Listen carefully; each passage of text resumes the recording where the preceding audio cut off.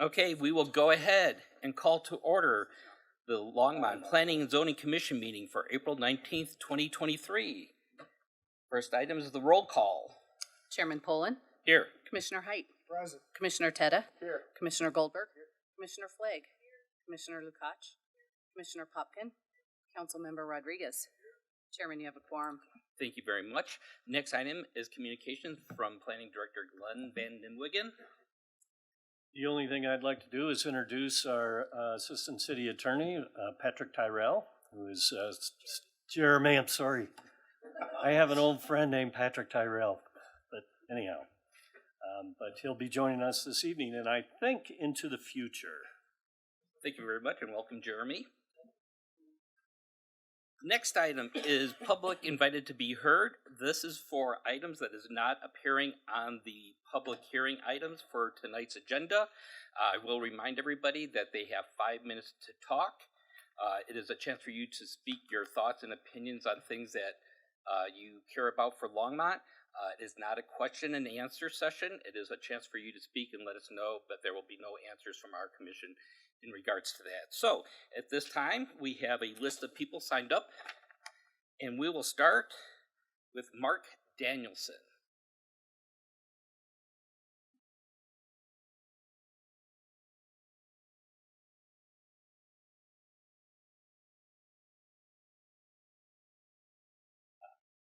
There it is. Red means on. And also, Okay, please that's state counterintuitive. your name and address for the record. Yes.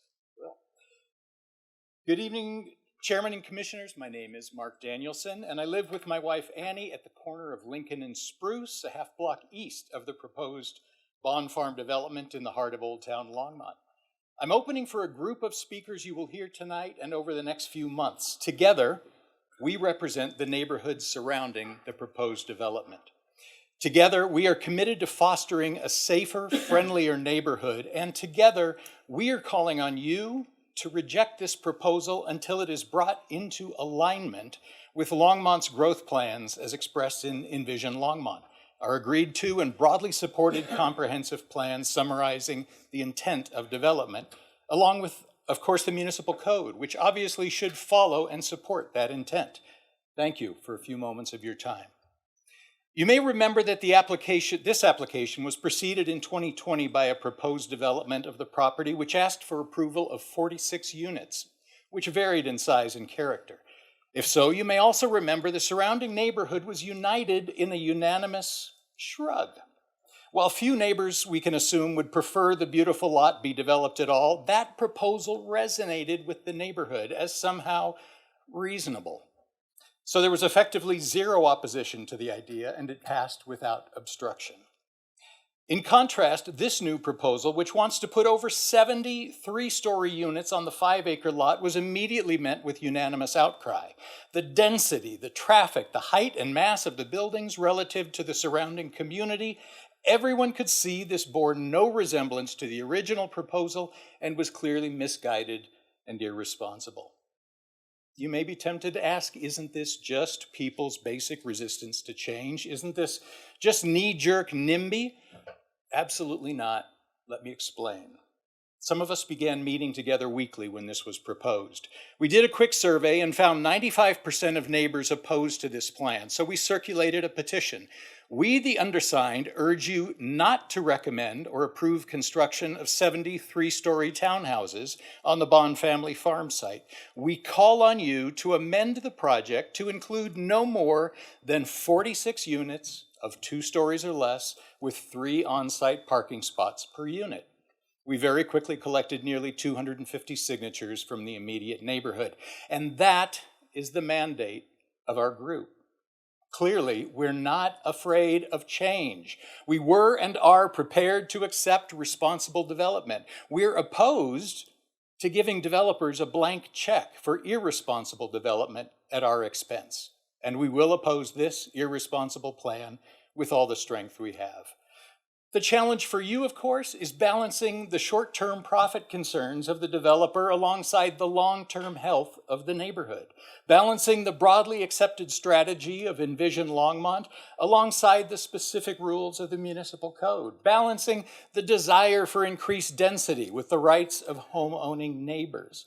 There's no mathematical formula for that, no algorithm to guide us, which is why, congratulations, your jobs are not at risk from ChatGPT.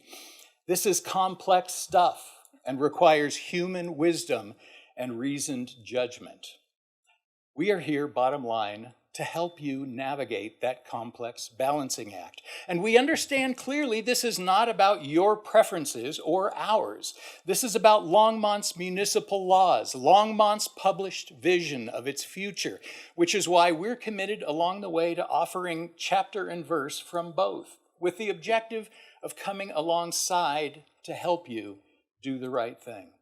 In fact, as you may know, we haven't stopped at merely trying to shrink this existing proposal. We have gathered a team of professionals to create an exciting alternative design to showcase how this property can be developed in a way that profits the developer while also enhancing the neighborhood. We look forward to revealing those plans in the meetings to come. When Annie and I walk along the beautiful St. Vrain River Walk every week, we see a plaque commemorating the council members that approved that project.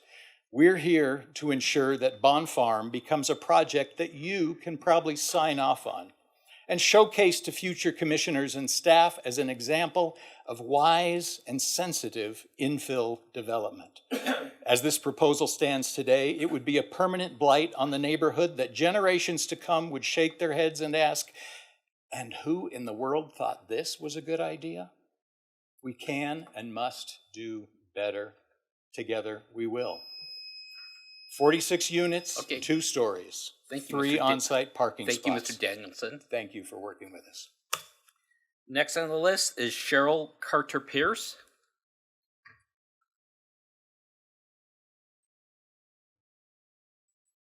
Once again, reminding you have 5 minutes, and please state your name and address for the record. Thank you. Good evening, Chairman and Commissioners. My name is Cheryl Carter Pierce, and I live at 210 Judson Street. Slides are there. This first slide is simply an advertisement that was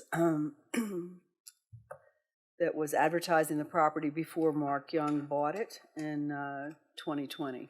And it's just indicating that the concept plans had been approved for up to 48 units.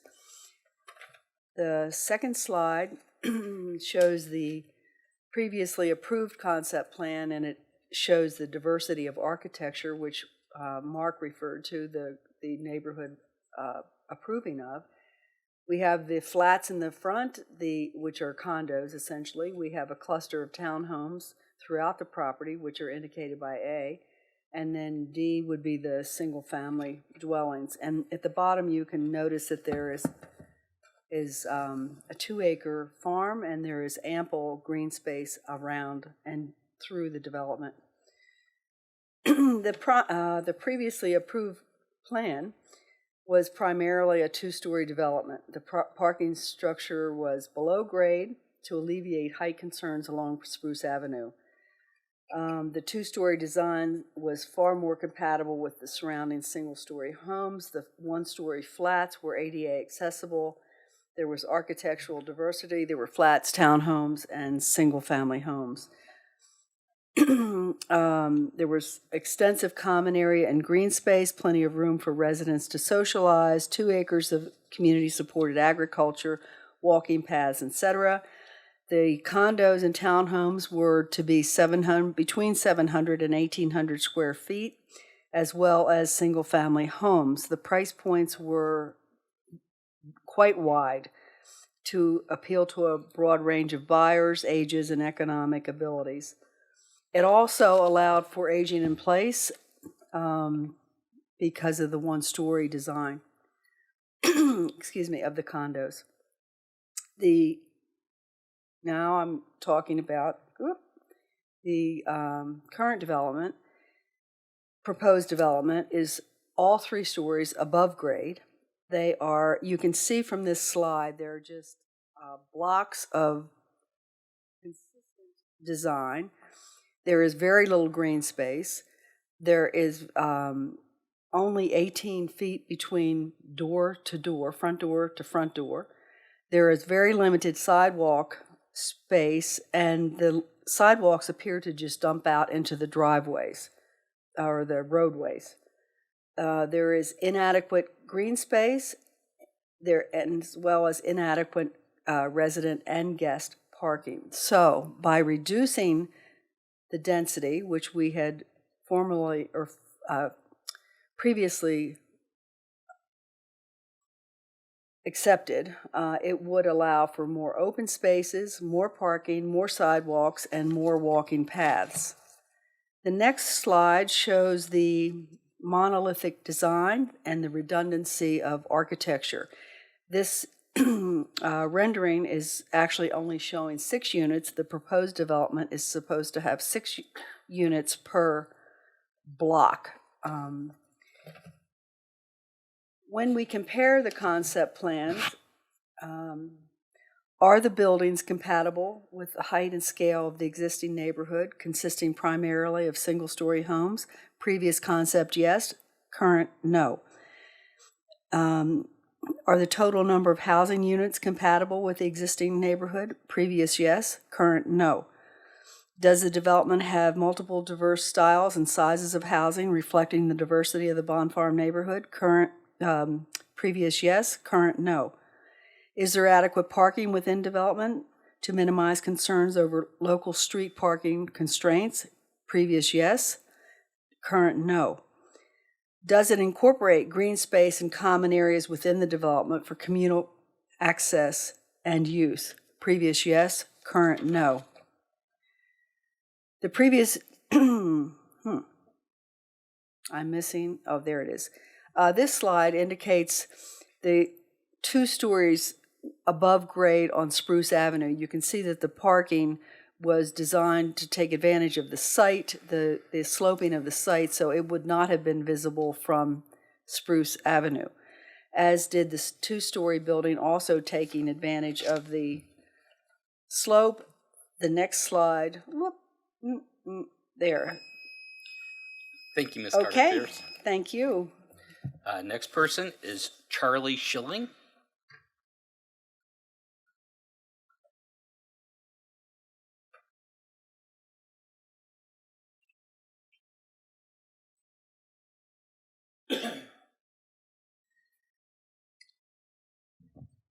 Hello, Commissioners and Chairman. Thank you for the chance to speak Once with again, you. state your name and address for the record.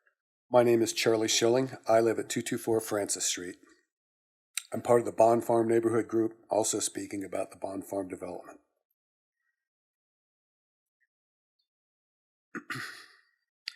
This particular property has a history that's important to understand. This is a quote from the January 13th, 1313 Spruce Avenue DRC comment letter for submittal from the Longmont Planning Department. The history is important to understand. There's an important precedent here that needs to be illuminated. The Bond Farm approval was a PUD, which is a special exception and required a higher criteria.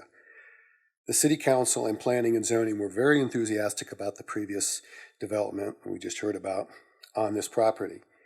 PUDs have been previously used for projects and developers used for projects that developers brought and did not fit the current development code. But because the Bond Farm development project was thoughtful, creative, and innovative to those involved, the city was willing to deal with the developer and cut certain agreements around the development code so the project could have the best outcome. In the case of the previous Bond Farm development plan, the developer was allowed to put higher density than was allowed in the zoning at the time in exchange for a thoughtful design that was acceptable to the surrounding neighborhood. That's the precedent we're talking about.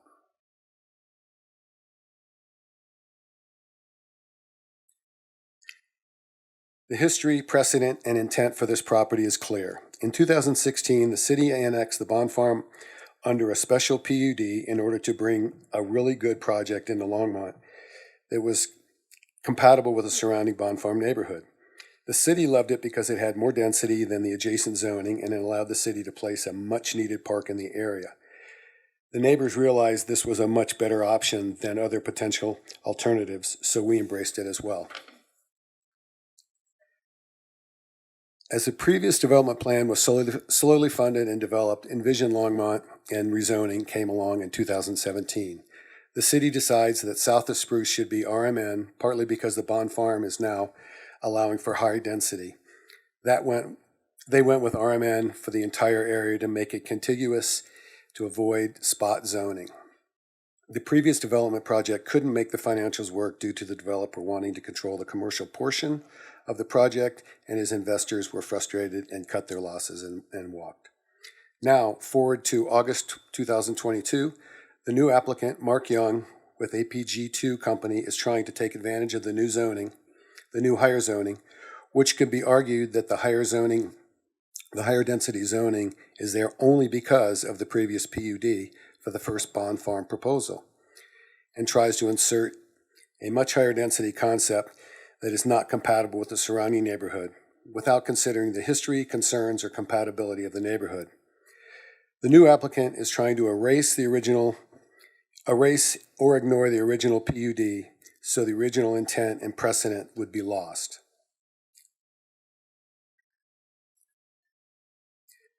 The original intent and precedent of the Bond Farm PUD and zoning change was for a thoughtful, creative development design that was an exception, not for just anyone to take the zoning and exploit it however they wanted or do whatever they want with it.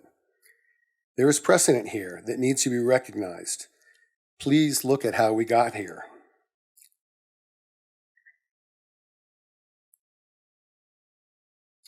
We look forward to speaking with you next month to discuss how the current concept proposal for this property conflicts with city codes. We also want to talk about the land use housing legislation controversy that's at the national, state, and local levels, especially in Fort Collins. I assume you're watching that. And we're most excited about showing you the alternative concept plan that we developed, that the neighbors like, the city planning department was pretty enthusiastic about, and it meets city code and Envision Longmont and has positive financials in the pro forma. It's a great opportunity for the city, the developer, and the community to work together for a great solution, and it will respect the precedent. So I misspoke in this paragraph. The city planning department was very enthusiastic about the concept that we've developed, and we'll be showing it to you next week. Thank you for listening and your consideration of this very important piece of Longmont. Thank you, Mr. Schilling. Next on the list is Tom Smith.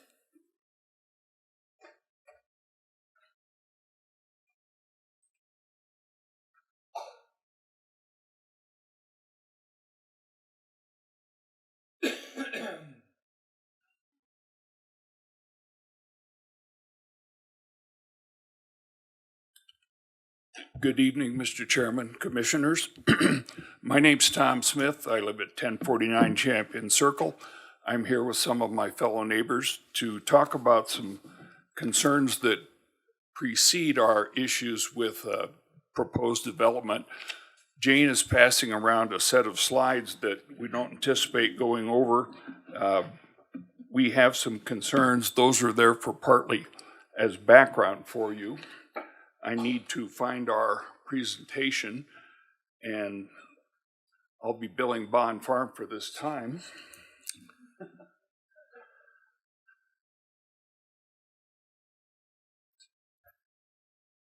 Here we go.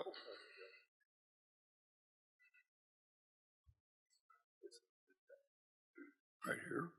Next one. Okay, thank you. Thank you. So, to proceed here, what we'd like to share with you is a conundrum that we face with a number of things that are facing us right now as we've dug into this, and we are quite the newbies in terms of learning about this. We have questions about zoning, and these have floated up as we've learned about the situation with the development. We have people that have been through all 188 pages of Envision Longmont many times. We've looked at a number of documents, discovering the Colorado Land Planning and Development Law, found that Mr. Elliott helped develop that, as well as is one of the leads with the consulting team, found some information such as the PUDs can't be approved without written permission from landowners. And this has led us into some other questions about some consistency items. And we'd like to have you weigh some of these things. And at the end, probably we're here seeking some direction and help from you. The items highlighted in blue here come from the document that I referred to that Mr. Elliott helped develop for this group. And the items at the bottom come from Envision Longmont. And you can see here where our subdivision, Champion Greens, was identified as a neighborhood of an area of stability. And that contrasts with the item above where it says a neighborhood that supports the requested zoning and has a change. And we're trying to figure out over 25 years what that change may have been for us. The second side, the lower right, talks about proposed zoning change, and it says a PUD conversion. And there's some things to contrast with about a half a mile down the road with this peak view that you can see is also was proposed for a change as well. Excuse me. The peak view one led us to learn about spot zoning, whereas they had this strip of land next to it, like we also had a strip of land right next to us. And for some reason, they are moving forward with an approval for developing single-family homes on a piece of land similar to ours. And that evolved into asking some more questions. And as you can see, the red circle around the peak view is the same color as our subdivision is. And then you see here a copy of an email from a city planner explaining why there are differences here. And ours is the lower left one, and excuse me, looking at the lower right slide next to the golf course, the arrows from the article, from the email, says that the peak view is surrounded by residential single family. It is not. It also says it has adjacency, but not to RMN. That's all that is surrounded by, according to city mapping at the time this was taken. Our neighborhood is all single family, although it was put into the RMN zoning district. Seems to be an inconsistency there to us. And then that blanketed into the proposed annexation and development. That would, in our minds, benefit two property owners to develop as they wish. Not making a judgment here, but it sure seems to be an inconsistency as to how the valley and our subdivisions ended up where they are. Leaving it for you to maybe look in the rearview mirror a little bit with that, as well as what appear to be fairly inconsistent interpretations and written by city planning. The peak view, the single family, then you see it's incorporating the planning and desire for single family in yellow, but the map on the left shows in white is the county will indicate to you that's rural residential. That is not in the city, and it's not single family at all per Longmont. Then this reinforces for you that our subdivision is stable, not designated for change. And this, to give you a perspective, is the before Thank you, Mr. and the Smith. after of what our subdivision is like. I'd like to now introduce Jeff Woodward, who is one of our neighbors who will take you through some of the additional information here. Okay, thank you.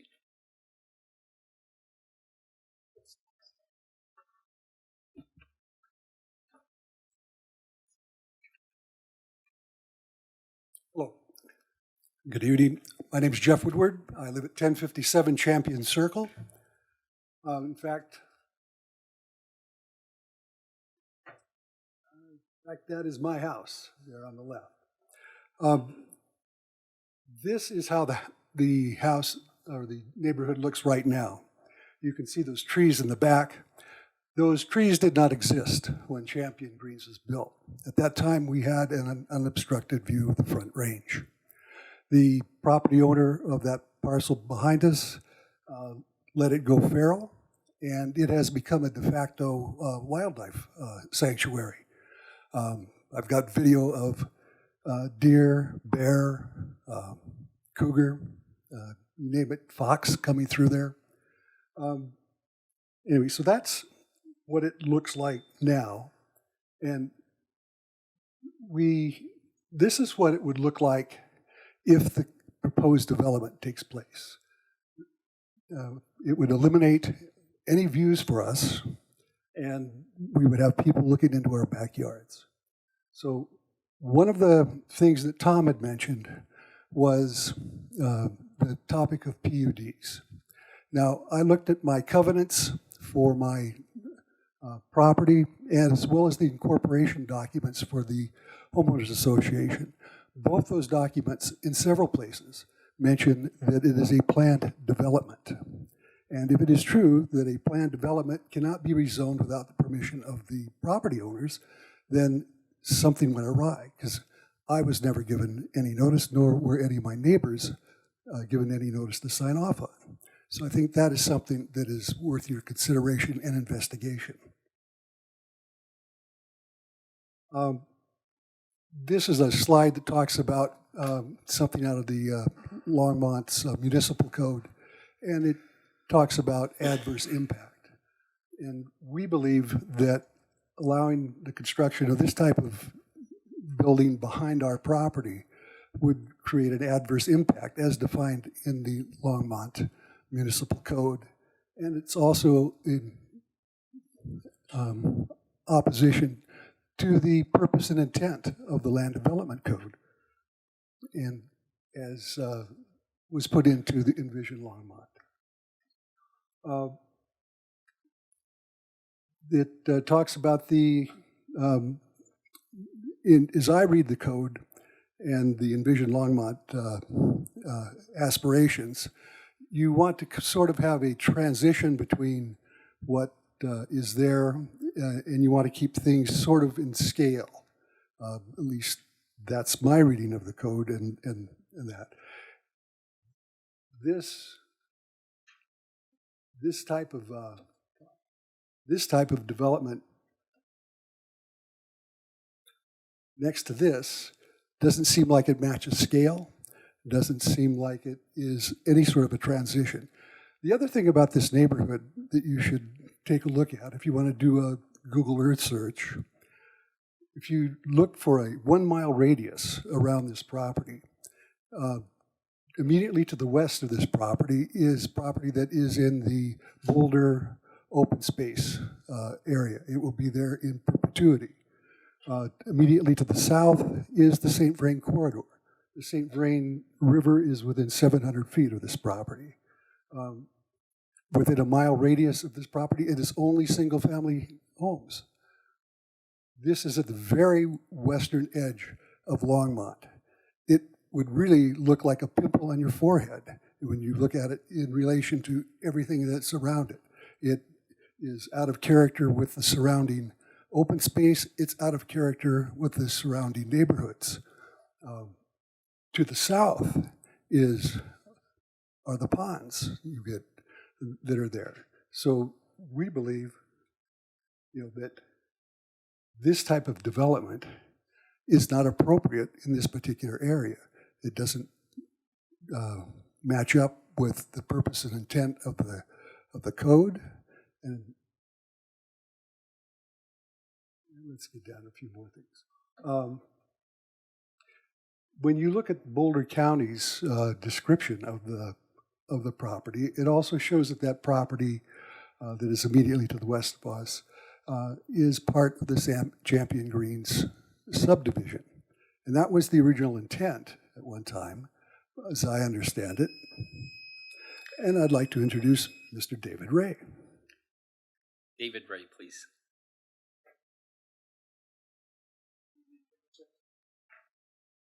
My name is David Ray. I'm a more recent resident of Champion Greens.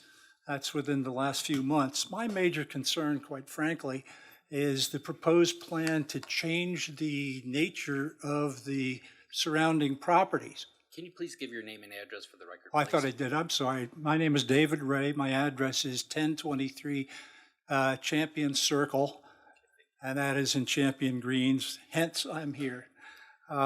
So anyway, I was saying that the real concern I have is that the proposed change of the character of the neighborhood. And although this isn't any document, the municipal code or the municipal act or envision, but they do say you can't really change the nature of the community, the surrounding community, unless there's an agreement. Now, what I've moved into, when I moved here, is an older community. That doesn't mean older in terms of the foundations, but it's older in terms of age. And although I'm only 28 years old, most of the people are quite a bit older than I. And the plans, you'll note, call for the access to what they call 8513 Vrain property is to the northwest corner, which is frankly next to the house that I bought. And it's a small road, and with the proposed plan for 56 units in that next area, that would be an increase of traffic. Could be all types of traffic, not just elderly people going through, but perhaps unaware of the elderly people who are trying to walk and live and enjoy their residences where they've lived for now many years. If you look at this slide here, it's in the documents you have received. You notice the difference between the Boulder County documents and the municipal documents, and they go back, the municipal documents, you'll see go back to 1996. And you'll see some conflicts there. Now, one of the conflicts here is that you'll notice that on the left side of the property, which was mentioned before, is a corridor. That's an empty space, which is the proposed development space where they propose to put in 4 acres or thereabouts, 56 units. Some, as shown by Mr. Woodward, are 3 stories high, bunched together, which would completely destroy the vision of the Front Range, the mountains, all that to the west of this property, these properties. That is a major change that the people of Champion Greens have not agreed to. And as you'll hear, or as you did hear, all the properties in Champion Greens are single-family, smaller structures, not joined properties going up 3 stories. There's a big change in the neighborhood if you pose that. And although this isn't part of the issues presented here, if you go out to the property 8513, which is actually the entrances on 9th Avenue, what's proposed here is 2 entrances off Champion Greens. One, as I said, in the northwest corner of the property, and the other just south of that off Doral Avenue. Those are both areas that where elderly, and I hate to say it, people live, and the traffic going through there would be ridiculous. Now, it's been stated that they can't use the 2 entrances and exits that already exist on Airport Road for whatever municipal reason or county reason, and they can't use the entrance and egress on 9th Avenue. It just makes no sense whatsoever. So not only are you changing the character of the neighborhood for the people who live there, you're also changing the whole structure of the neighborhood, how people get in and get out, and the effect on them. Thank you for considering. I hope you do visit out at the property. Thank you, Mr. Ray. Next is Chris Crawford.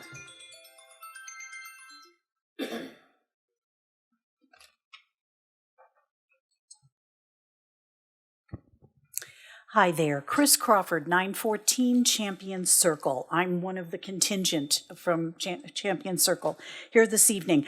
I am an original homeowner in the Champion Greens community by 9th and Airport, and I am speaking to you tonight to convey my firm opposition to the proposed townhome community of 57 structures at 8513 St. Vrain Road. This parcel of land is adjacent to the west side of our neighborhood, an area that was severely impacted by the flood of 2013. In an effort to learn more about the possible annexation and development of this parcel of land, I went to the longmontcolorado.gov website and typed in Envision Longmont to read the entire document. And I noticed that on page 24, under Goals and Policies, the very last goal states, risks and effects associated with future flood events or other disasters are minimized by focusing growth out of flood or disaster-prone areas and designing critical infrastructure to withstand severe stresses. Then on page 61 of Envision Longmont, under 4.5A, hazard-prone areas, it states, implement best practices for mitigating risks and protecting the health and safety of residents, such as directing future growth and public/private investment away from the flood-prone areas, except for the purposes of hazard mitigation or ecological restoration. It further states encouraging the use of floodplains and major drainage facilities for recreational uses, open space, and other appropriate uses that preserve the natural environment.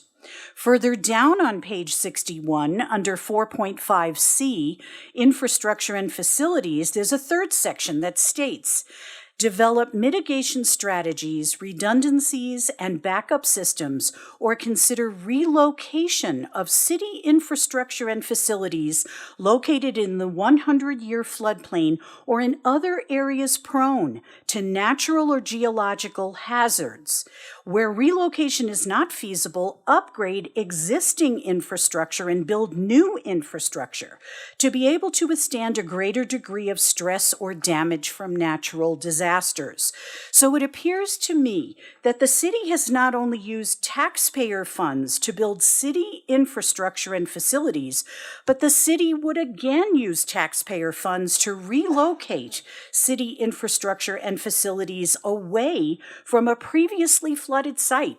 And if that's the case, I have to wonder why on earth the city would even consider allowing brand new construction on a previously flooded site.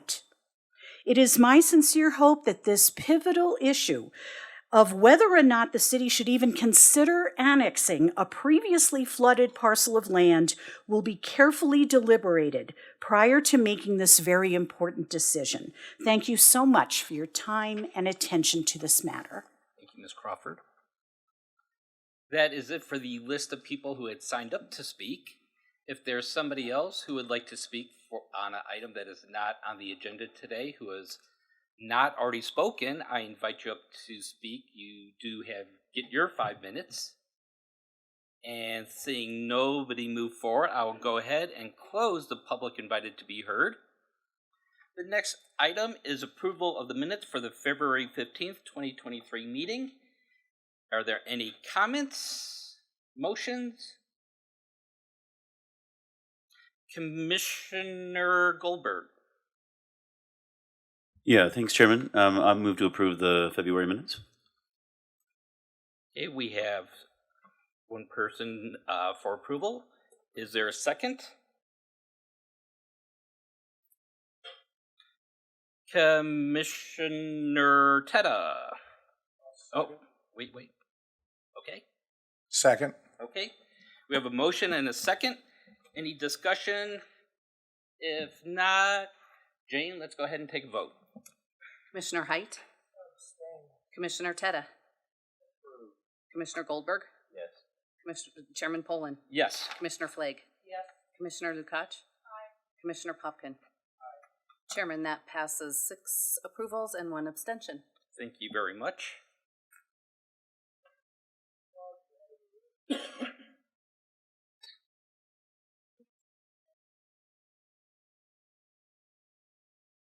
Next item, now we'll move to public hearing. The next item is the Wallace Edition 5th Filing Amendment, a preliminary plat. Staff planner Jennifer Hewitt-Apperson, Senior Planner, presenting. Okay. I have separately, many years ago, worked with the Prospect Owners Association on a limited matter. I also worked with a lot owner in its design of a project in a property adjacent to this particular property. None of those previous work experiences would influence my consideration of matters before us. Thank you. Jennifer? Thank you very much, Chairman and members of the Commission. Good evening. Jennifer Hewitt-Apperson, Senior Planner here with the City of Longmont Planning and Development Services, speaking to you this evening about the Wallace Edition 5th Filing Amendment A Preliminary Plat, which I will refer to going forward as Wallace 5th because that is a mouthful. So the subject property is located at the intersection of South Main Street and Pike Road in the Prospect community, which is legally formally known as the Wallace Edition Planned Unit Development.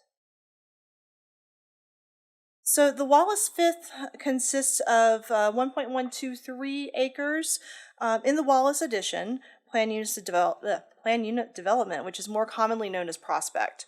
The property currently contains the locally designated historic landmark Carlson Farmhouse and the associated buildings.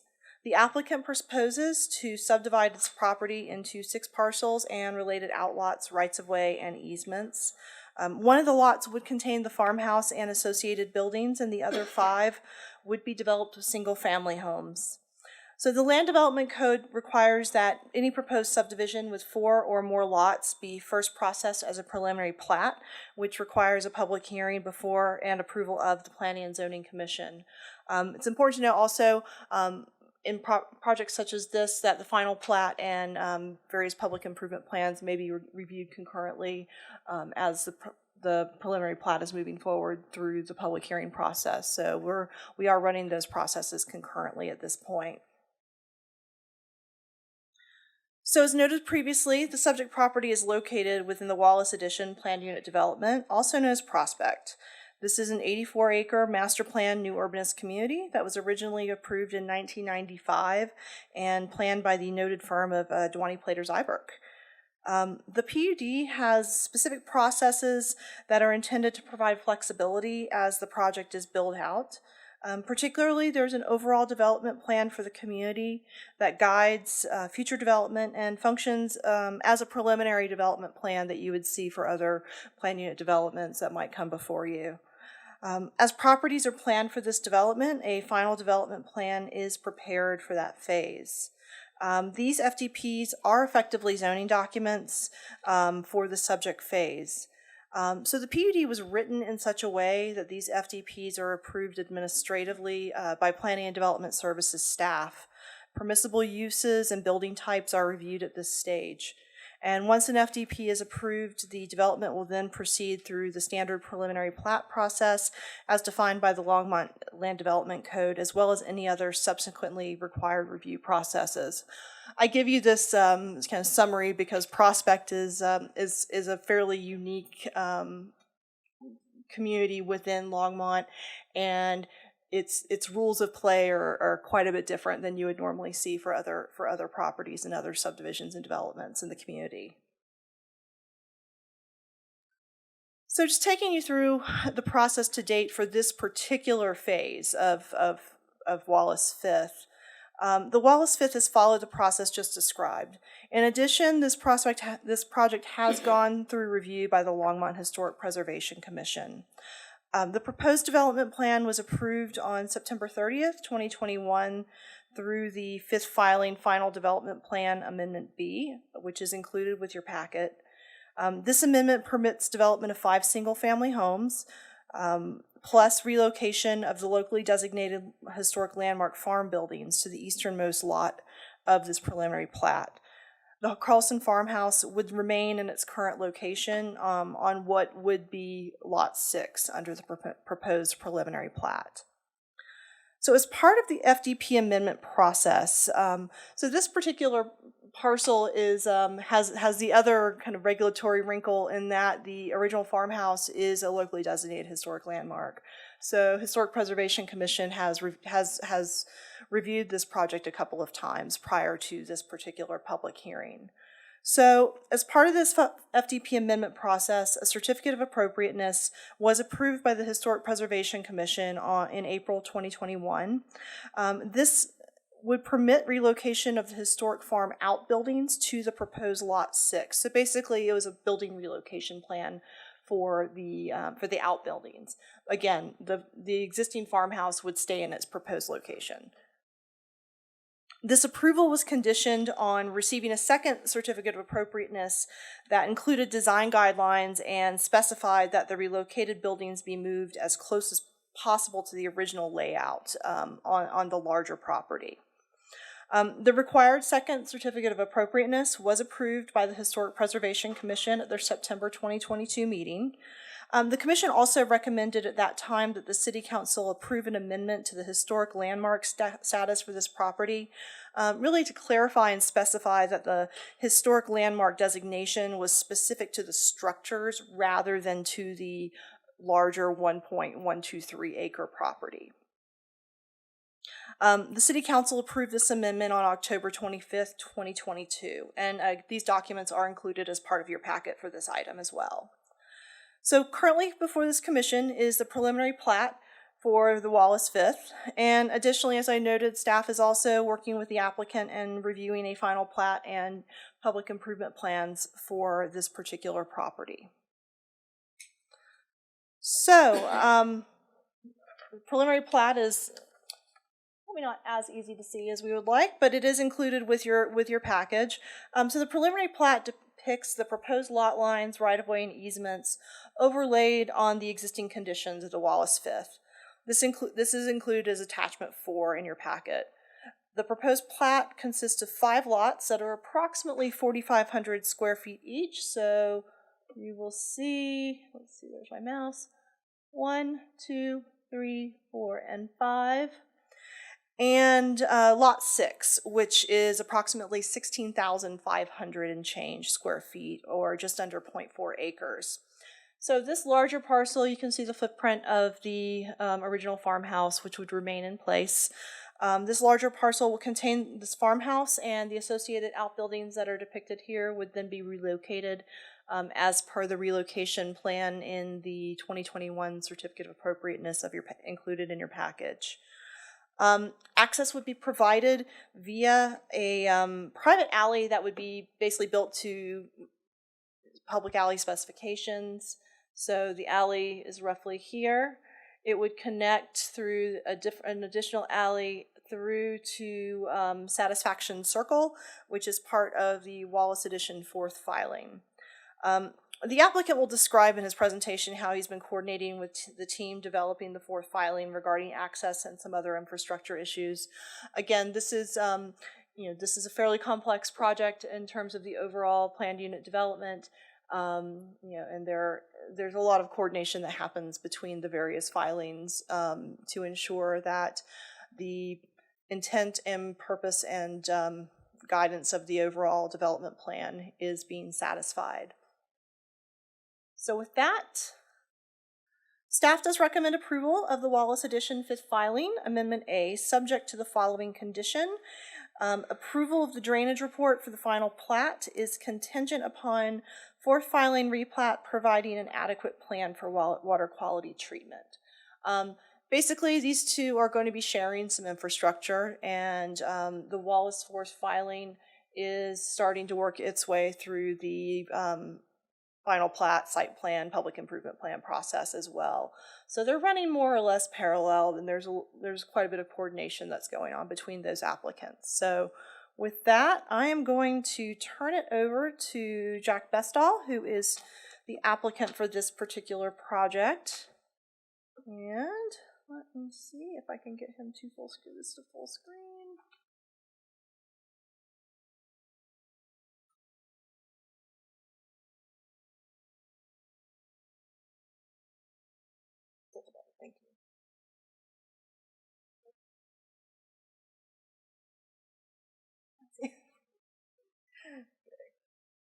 on, technical difficulties here. Help, I need an adult. Ah, that one right there in front of me. Great, thank you. To be fair, I'm waiting on new glasses.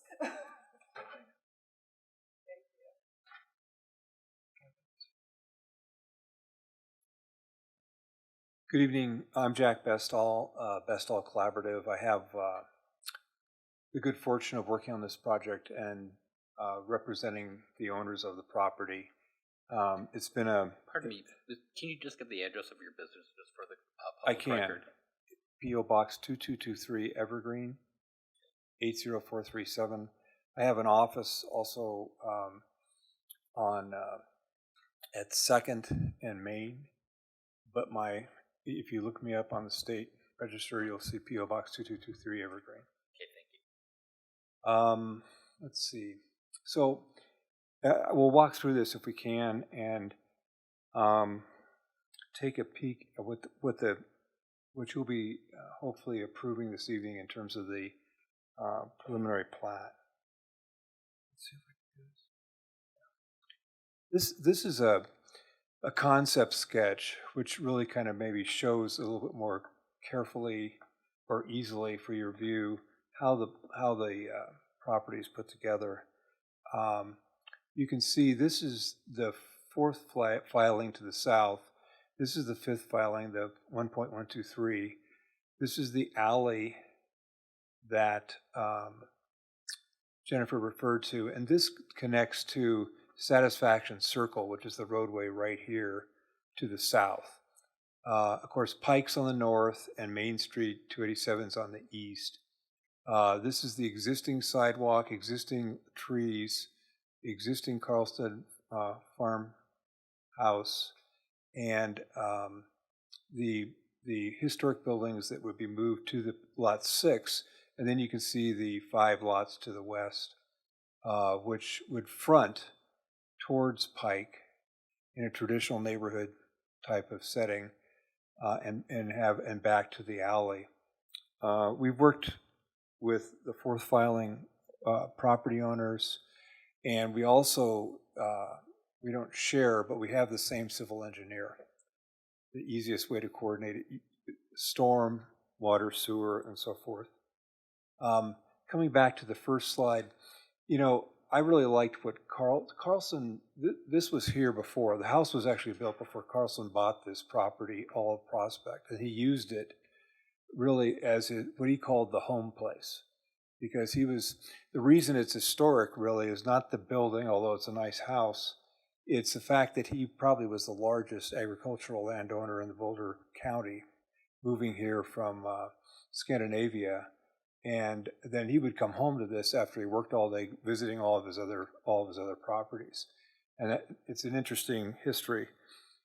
And of course, this property is very interesting now. So as was outlined, our purpose was to preserve and sustain the Carlson farmhouse. And we thought that the best way to do that with the historic buildings was to reconfigure the area and to allow clustering of historic buildings around the farmhouse so the context was still there. We did that with the Certificate of Appropriateness, working with the Historic Preservation Commission and staff all the way through that process. And then we also prepared some design guidelines so that the 5 residential homes that get built on the 5 lots will be compatible. Now, compatible, I've learned, is in the eye of the beholder, and I'm hoping that you are sharing my view of this. But we went through that process, and then we went to the council as was outlined. And this was important because this all hinged on, can we just have the historic part be on lot 6? And so that, those requirements will be met for sure. And then we can also have the new development, which will carry the load on this property. So this was an early sketch, and you can see to the south, here's Satisfaction Circle, here's the alley, and it has a great name, which I cannot recall at the moment. But it would turn into this alley, and it will serve all the parcels. But this was one of the early ideas which got refined over time. Some of the outbuildings you probably are familiar with. The chicken house, which was actually Kiki's office, Kiki, the farmhouse, one of the garages. this is in the shape of a loafing shed, but I would suggest that it's a lot more modern building. It's really an equipment warehouse, storage building. We developed these design guidelines, which are meant to really set off the Carlson farmhouse. It's a very simple architecture. And we also needed, of course, to transition to the Prospect, which is immediately to the west.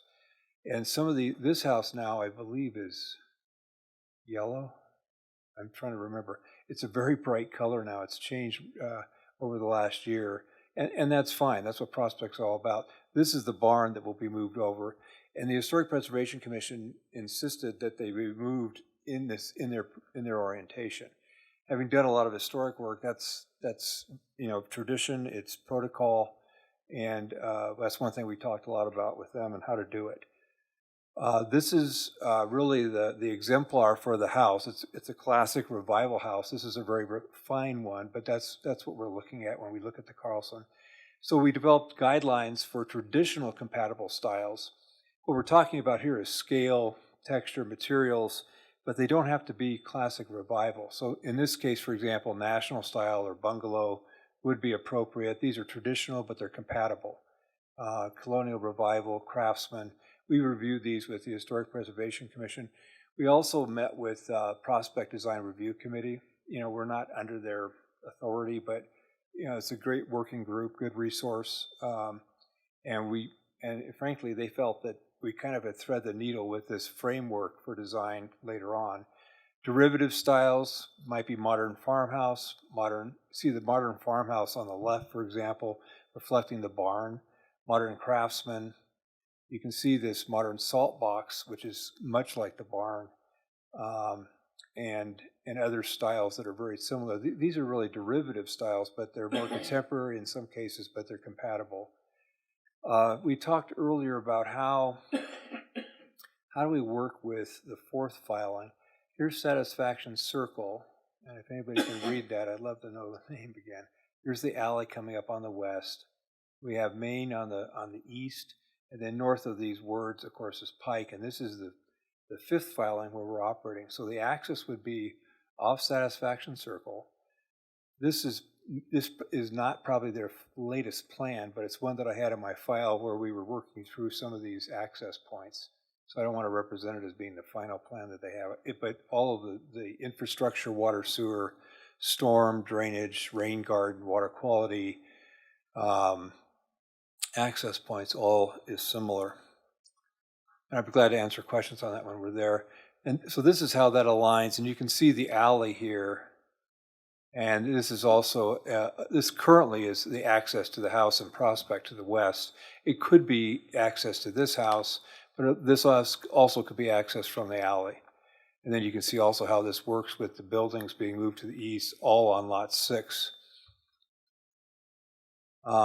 These are hard to read, but this is the proper form for the preliminary plat.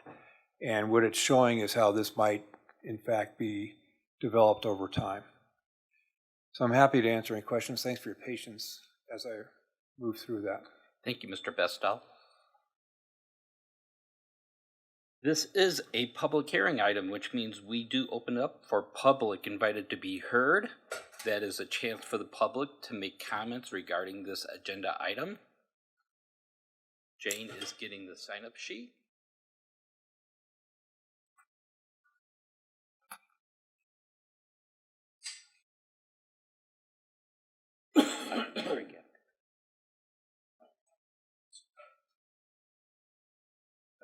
Okay, there is nobody who has signed up. At this point, before we do our discussion and questions, I think it would be appropriate to take a 5-minute break. And we'll reconvene in 5 minutes.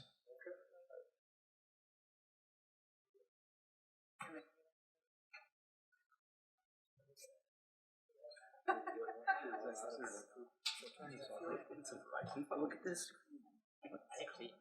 Actually, what is actually yeah. It's just so I had my powder case and my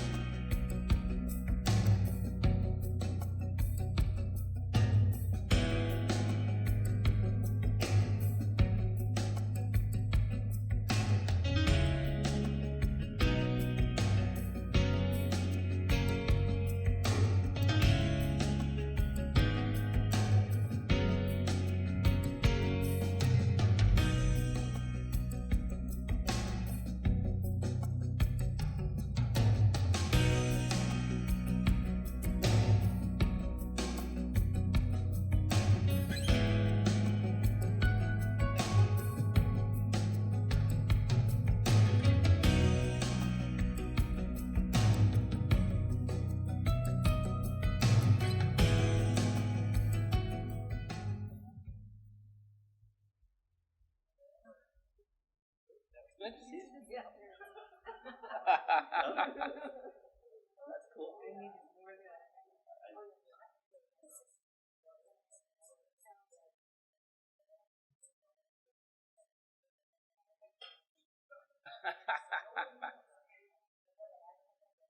Chris.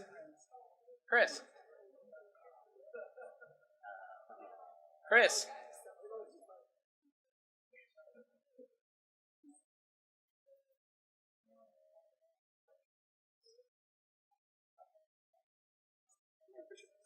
Continue.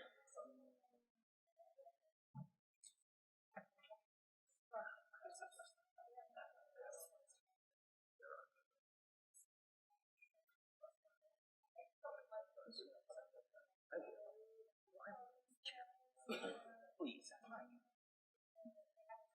Okay, I think we are ready to resume.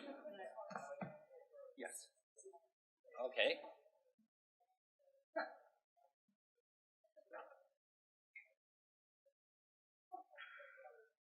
Okay. And are we ready to go? Okay. We have Commissioner Height. Mr. Basal, I have questions for you. Several, the first of which is my most troubling thought, which is density. You are mixed-use neighborhood, which by our statute 1503-0803A2 needs to be between. The density for your property needs to be between 6 and 8 DUs per acre, and you're 5.3. You're close, but the standard's rather exact. Do you have a position on that? I think it's a great opportunity to defend less density. Having heard what I heard earlier. It is counterintuitive. But Howard, the direct answer is we went through a final development plan amendment that I think was outlined for you by staff, and we tried to get something that would work with the historic nature of the property and with Prospect. So the lots are a little bit bigger than what you might find in Prospect, but the amendment is the key, and that's what we're following, which did change. It did change the density. I follow that. I think I follow, the ODP, the overall development plan, and these FDPs, and the fact that you've amended this FDP, and I applaud you too. I think it's a great design, except that you're stuck with our code that says 6 to 8 DUs in the zoning district you were in. So my question is, did you talk with anyone about a variance? No, I didn't. It was unnecessary. The code doesn't require that, number one. Number two, sometimes I fall back on the fact I work publicly, and this isn't really my answer, but we're meeting the requirements of a final development plan amendment process, and that process can alter the strict black and white nature of a code, but I'm sure these people are much more qualified to answer. So if I may, Commissioner Height, follow up on that. So admittedly, the FDP amendment predates my time with the city of Longmont. However, my understanding of it is it looks at the larger neighborhood center section, a designated section of the Prospect community of the ODP. So if you look at the larger that larger section that includes the fourth filing, the density is there. And I think that my understanding, and Glenn, correct me if I'm speaking out of turn, but my understanding is it was looked at as more as a whole rather than as the component, if that makes sense, because it is part of this larger PUD. And the only thing I'll add is a planned unit development, which does allow the flexibility and changing of the underlying zoning. So that's where the overall development plan comes from. Okay. I hear what you're saying. In the, Mr. Bastal, back to you. In the change from Amendment B to this one, which is replat A, Lot 2 is gone. What happened to that?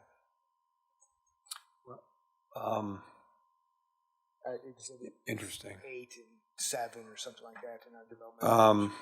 This is all on lot 1, and lot 2 was to the west, I believe, as I recall the original plat. So it wasn't on this property. But where did it go? I mean, how it was part of this? I can't answer that. I don't. It wasn't a part of this property, so I wasn't focused on. Is that correct? No, it was. It's the 2 lots. Thanks a lot. Lot 2 is over here. Yep. So it didn't go anywhere.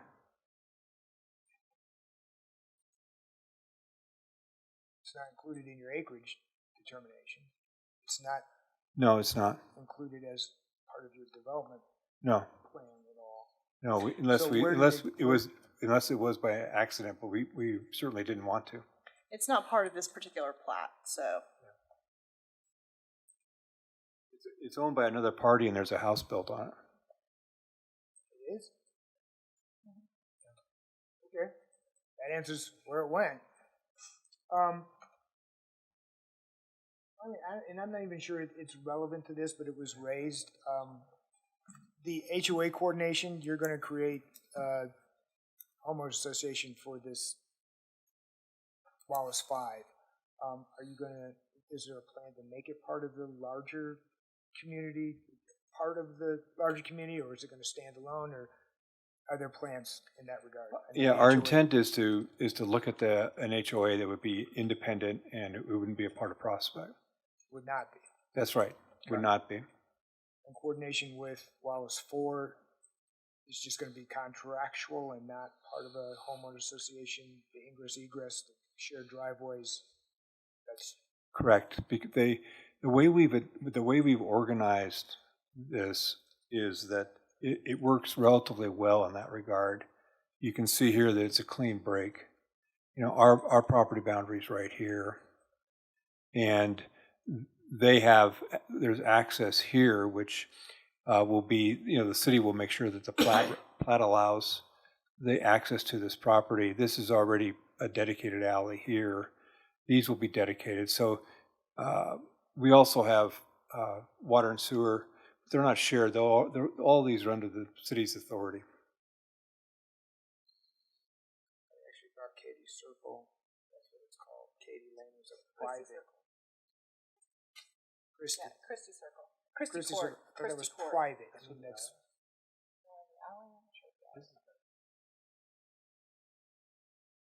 Was Christie private or is it public? Do you know? Christie Court would be public. It Because basically the treated homeowner comments suggested that it was private.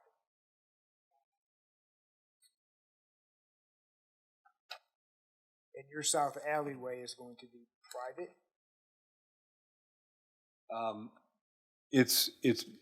We've designed it to meet public standards, and that's our next step. I think that we probably will dedicate it, and I think that's what's preferred by the city because we have utilities in it. Fire and emergency vehicles are going to be able to access it appropriately. I'm actually sure that has to be. I spend a lot of my time professionally with Mark Sampson, who you may not know, but he reviews everything for the fire department, and he reports to the chief.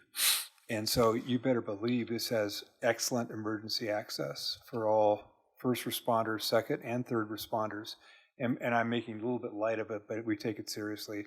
And you really have to coordinate with fire almost before you start a plan these days. Yeah, I would trust as much, but again, the comments that I was reading, and I don't see I couldn't really tell how big your alley was going to be. Yeah, it meets International Fire Code standard. And I did not see that it was connected into superstition. I don't know what the name of this. Satisfaction Do you see this little stub here? Yeah. And this stub here? Yeah.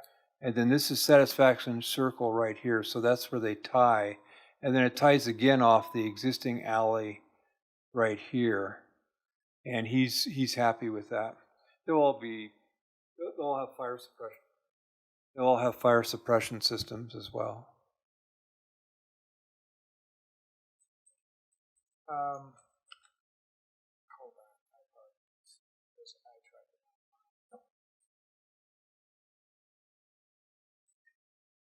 attachment 2. Which is that one. Okay, so the last question is trash. I'm not going to ask it, so stop.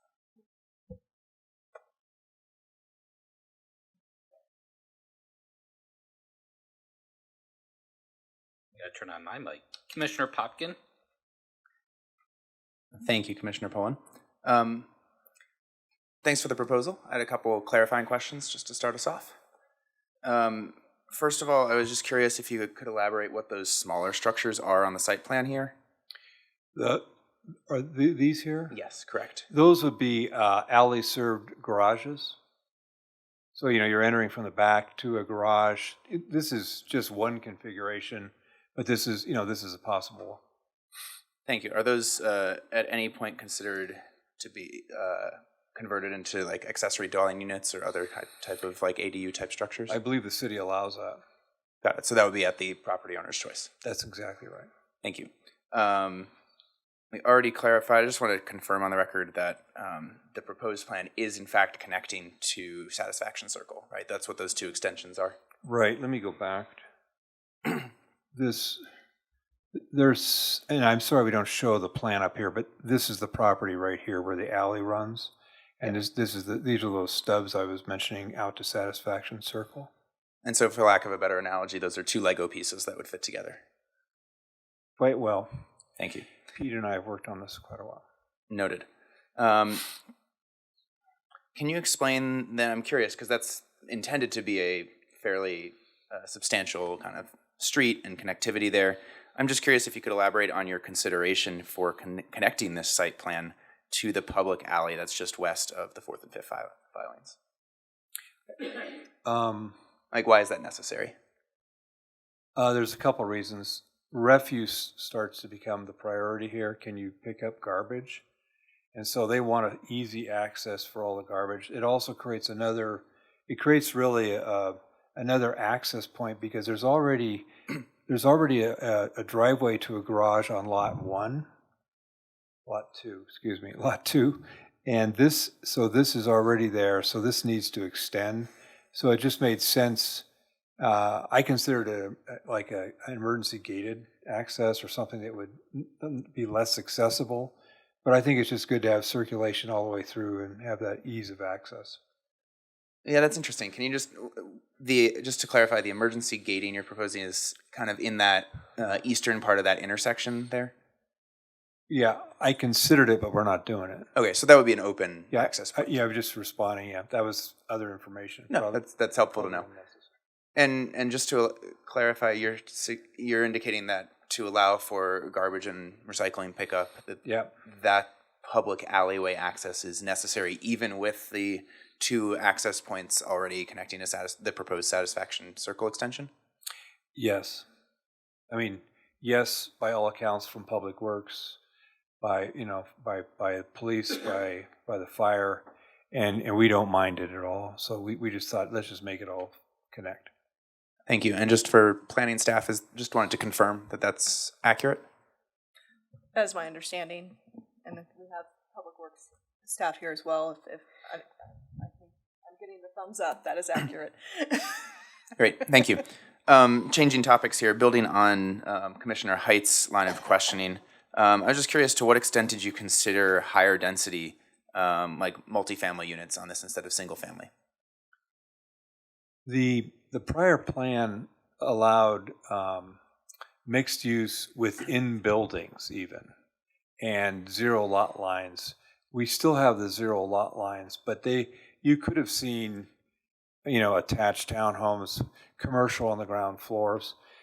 We just don't think that's a viable use here. And frankly, we didn't want to take away, I'm going back to my public planning days, take away from the village itself. It needs to be concentrated there. And so this activity was just not necessary in our thoughts on this parcel. Can you elaborate what you mean by not necessary? We didn't think the commercial uses here would be viable from a retail and commercial perspective. How about from just a non-mixed use, but how about just a multifamily type use? 2-3 story type situation.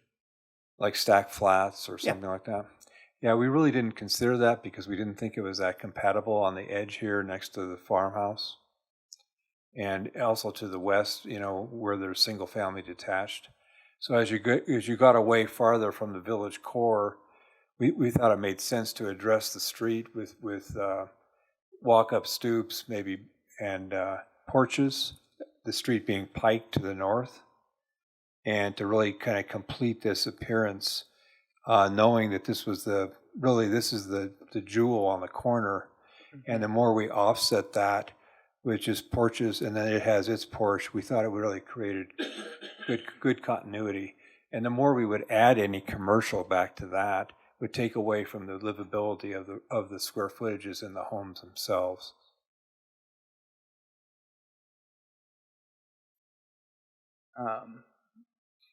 Thanks for elaborating on that. You said you've been in touch with the Shaheen development and the team there, correct? With Jack, sure. Yeah, so this commission approved the fourth filing back in our February meeting 2 months ago, and one of the things that certainly would fit the character of that proposal or that site plan and extension there is multi-story type units as well, since that's part of that site plan. I'm just kind of thinking out loud. There's no question here. I'm thinking out loud given the kind of alignment of kind of single family versus multifamily and mixed use there. It seems like that certainly could be consistent with how the core is extending from the currently built part of Prospect to the extension that's planned to the fifth filing here. Okay, I'll come back to a few other questions in a moment. I'm just curious if you could also elaborate on why you're leaning towards, or why your preference is for a separate homeowners association.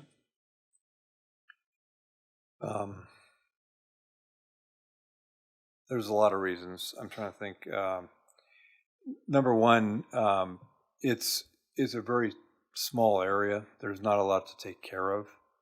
And for us to be put in with the rest of Prospect seemed to be a scale issue, really, in terms of management and cost. We also have... Sorry, isn't the economy of scale then really in favor of making them the same? No, it's not. The reason it's not is that they have very little to take care of here, they being the future homeowners, and they would then be participating in a larger area of maintenance and so forth.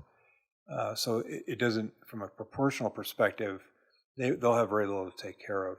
At one point, we considered it, and we also considered the architectural review, but we really feel it's better to have architectural review within an HOA on this property, so that we can make sure the 5 homes come in the way we anticipate that they should and fit.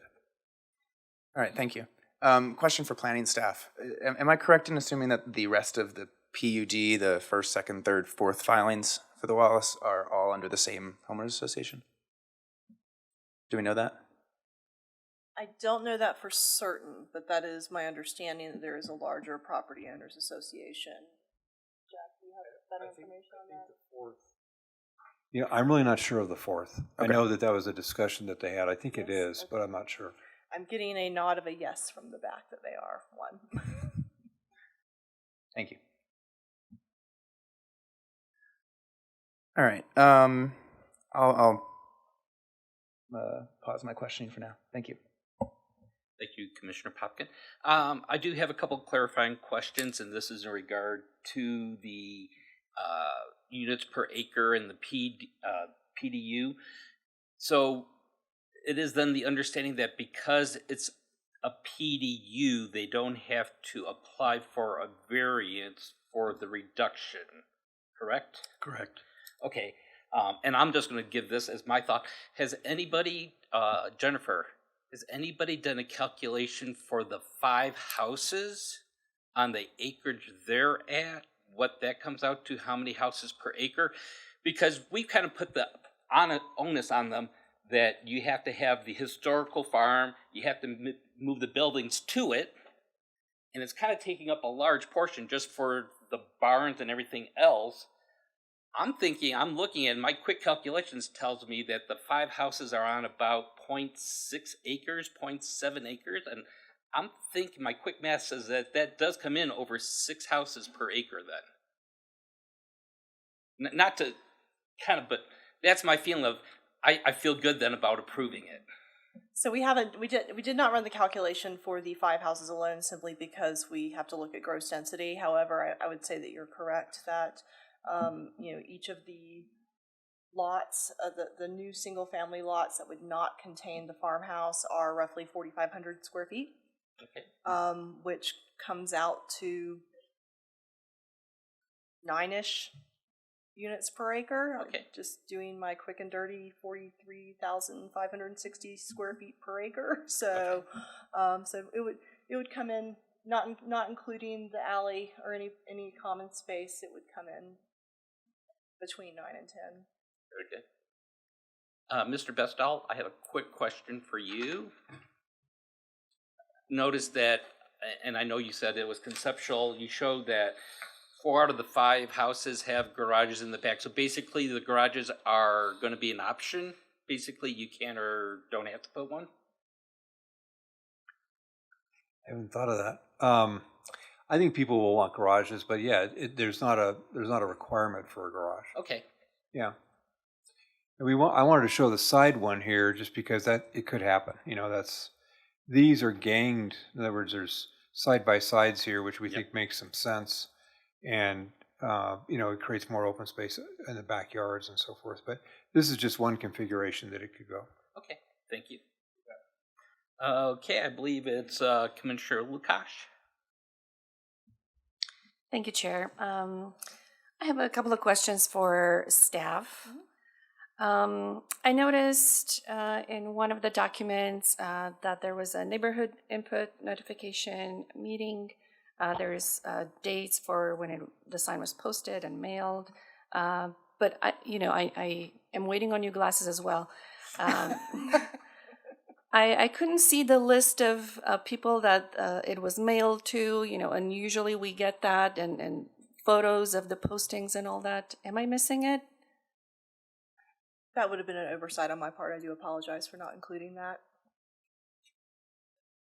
Because we have to, when we approve this or review this, we need to make sure everything was met, including neighborhood input and all that. So I can verify that right now. Yeah. Chairman, members of the commission, there is an affidavit that I signed, and the city has that in their possession with the signs. Yes. And I think we sent 229, it was 1,000 foot out to, for the public notice. 229 notices, like envelopes. Envelopes. Yeah. Yes. Okay. I do apologize for that. There were we were having some technical difficulties with our systems when I was putting all of this together. And the aforementioned affidavit, is that in here yet or is not? It's in our record. It's on our system. So I don't know if the affidavit is in here. That was an oversight on my part. I do apologize. But we do have those we do have the affidavits and the notices and such in our files. So I have a question for our attorney. Do we just trust that is in our files and in the city's files, or do we have to see that document? It's a great question, Commissioner. Do we have it available? Perhaps we can supplement the record on the fly at this point and just include it with our packet, supplemental packet.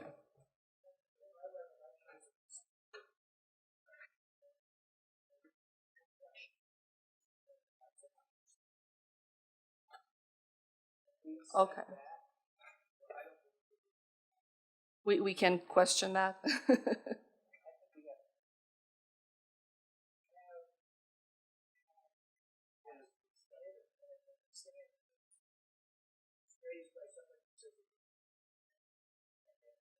Yeah, let's check that. I'll look into it if you want to continue with other questions on other issues, and we can come back to that. Thank you. We have Jennifer actually looking for it. So Okay, she'll, yeah. can get I'll into our let system. her. I'll let her check on that, and maybe I can have the applicant a question for the applicant. There's, and I don't know if it's still there, but I know the lot had a fence along Pike that was just concrete blocks. I assume that will be gone. You're missing them, or they're already gone? Okay, okay. They've been gone. I'm not missing I think they them. were taken away last summer or last fall. Okay. And they have a new home around the fire station up at left hand near Jamestown. Good.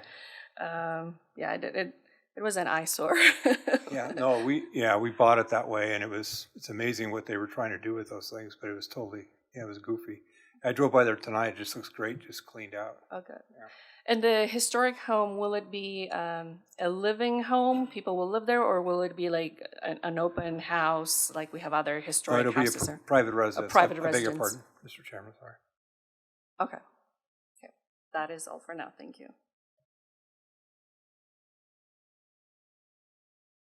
Commissioner Popkin?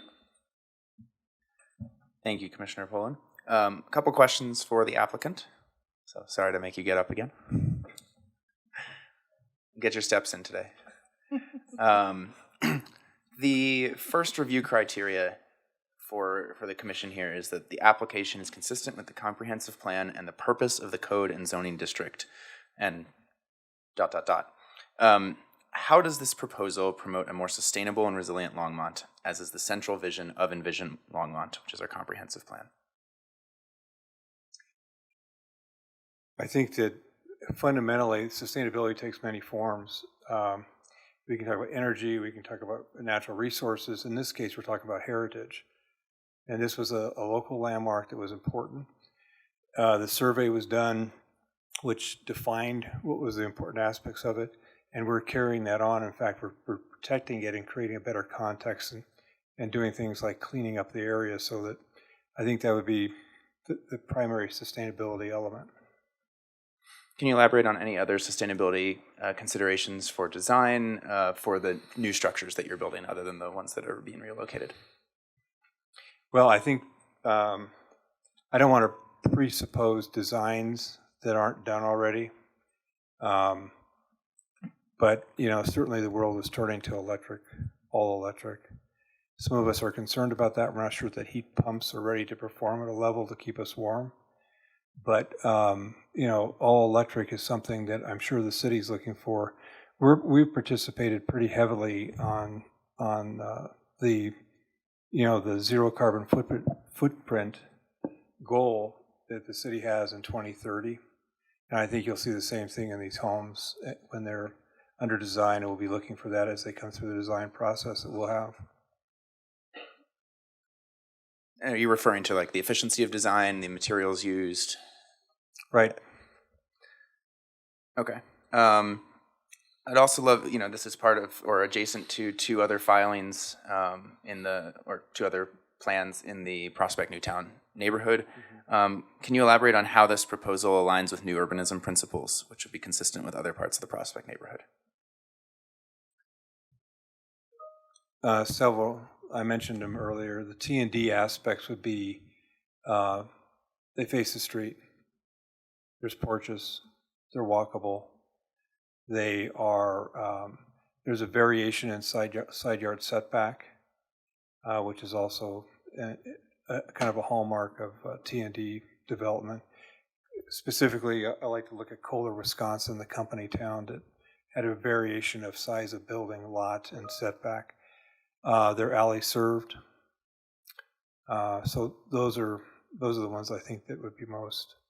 I think the design guidelines themselves, you saw those, are specifically tied to both traditional and derivative architecture, which most of it is very applicable for T&D type context. All right, thank you. Are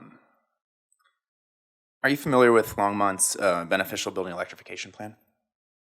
Yes, I am. Great. You mentioned you mentioned briefly that before that all electric construction was considered or given some thought. Did you do any kind of study or analysis to determine whether that's a part of the design or should be part of the design yet? Well, we're doing that in almost all my projects on the Front Range. We haven't started that process here because we're just hoping to get a plat approved. If we get lots, then we'll do houses, or we'll have someone come in and do the houses, and that's when that will kick in. But, you know, if I'm sure you know that most jurisdictions in one way or another are, for example, I'm doing a couple of projects in Denver. They're way out over their skis on energy. I was just thinking today, my thesis in... No, can you elaborate on what you mean by that? Just for everyone's clarity and understanding. I mean, I know what skis are, but I think in this context. Well, when you're way out over your skis, you may not know where you're going to land. You know, you can... No, I understand the expression, but yeah. What is that actually referring to in terms of what Denver's It's trying referring to do? to a project that I'm doing in Denver. I have a couple going on right now, and they have extensive energy requirements, which are, you know, I could discuss that for a long time. I'm particularly interested in them because some of the things that they're requiring, you know, are untested and or they need to be progressive. In other words, if you start with, I don't know, an energy efficient boiler, for example, at the lowest level, in year 15, you still need to comply with whatever the code says then. So that's why I think that's way out over your skis, trying to be able to predict what the technology is most useful and what's going to reduce the carbon footprint the most. Mm-hmm. I have a particular interest in this because in architecture school, my thesis was on passive systems and active systems. And it was a while ago, a couple of years is the way I see it, but so I've always had an active interest in this. And I just wonder sometimes if, you know, are we really getting energy conservation? Are we really reducing carbon footprint? Or are we just really loading things up and making design more complex? So that's my thought of out over your skis. Appreciate the elaboration of that. I mean, by nature of new construction, you're adding to carbon footprint. So my question is how, when we're thinking about kind of the sustainability overall as it relates to Envision Longmont and the guiding principles there. And so when I think about how do we start to evaluate, you know, how sustainable something is, it's a function of the materials, the building design, the site layout, the urbanism principles that we were talking about before. Recently, as you're probably aware, well, you indicated you were aware of the beneficial building electrification plan that the city passed. Sure. You know, in that the city stated that it recognizes the need to act and has committed to assertive climate action and greenhouse gas emissions reductions on several fronts, including energy efficiency in buildings, carbon-free and alternative modes of transportation, waste reduction, and 100% renewable electricity. Beneficial building electrification supports the commitment to reducing emissions and, combined with other activities, will help the city make progress towards its goal. That's on page 5 if you wanted to refer to it. And the plan continues on page 6. Building electrification is recognized as essential to building decarbonization and wider climate action, generally coming in second only to renewable energy and or transportation electrification when it comes to reducing greenhouse gas emissions. As Longmont's power supply grows cleaner, identifying pragmatic ways to electrify building systems and appliances will help to drive down cost, transform the market, and scale adoption for better indoor air quality and health, efficiency, and fewer emissions from buildings in the community. In fact, this commission, in our February 2023 meeting, staff noted that applicants and developers are not required to connect to both electric and gas utilities. In fact, only electric is required, gas is a choice. And so I guess my question for you is, would you be opposed to constructing this to be an all-electric development consistent with city plans? It's a relatively small plan as it is. What I heard was the city's given us a choice. I think Correct. That's what, yeah. So I'm for choice, and because I think that's the best value engineering at the time of the design of the building, the amount of insulation it has, et cetera. But I'm obviously most interested in reducing the carbon footprint, and so that would be, you know, I don't feel we're at that stage in this project. Is that? I appreciate that response. I'll ask my question again. Would you be opposed to constructing this to be all electric, consistent with city plans? I know it's not required. I wouldn't be opposed to it, but I wouldn't commit to it tonight if that's what you're asking. Understood. That is what I was asking. Thank you. and so you can be direct with me. Yeah. Just ask me. I think it's just premature. If you really take design seriously, it's not a checklist. And what you're looking for is a real good approach to the overall design of each building. And in most cases, all electric's great, but we don't know until we get there, and until we have really good mechanical and electrical, HVAC engineers really involved.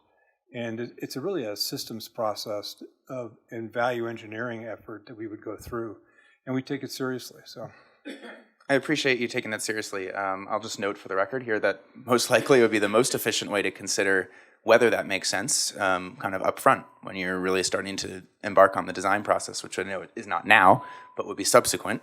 And that would be when you would look at high efficiency design, when you would look at all electric versus gas-based infrastructure construction. So it does feel pretty fitting that this is a relevant conversation to have, given that really the next stage would be design, and that I would suppose that it would be more cost efficient to plan with that in mind, if you were considering that at all. Question for staff. You can take a seat. Thank you, sir. Appreciate it.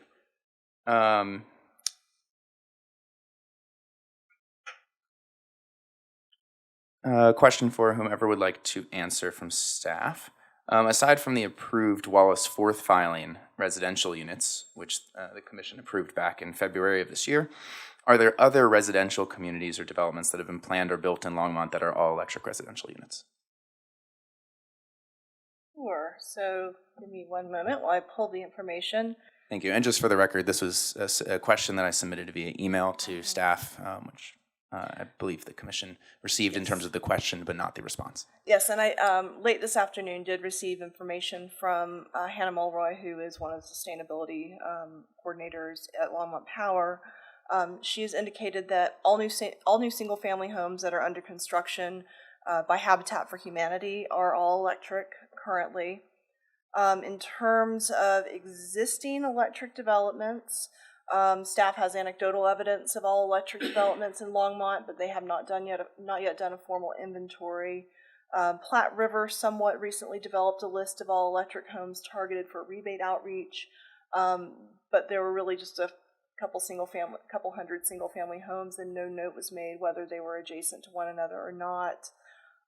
They are anticipating that future data will come out that they will be able to use to identify all electric homes or businesses. In terms of the proposed development that primarily comes to mind is Modern West, which is currently going through entitlement processes. Modern West 1, I know, has gone through some of the preliminary. I think they've gone through public hearings. We're working with them currently to figure out some of their offsite public improvement plans as they move through that process. Modern West 2, which is the north of that particular property. This is over near the airport, over Rogers Road, Airport Road area. So Modern West 2 is currently has submitted for a concept plan amendment so that they can move forward through that planning process. There is another townhome development that was mentioned. I don't have a name of the project, but it's being proposed that would be all electric with the EV chargers in each garage.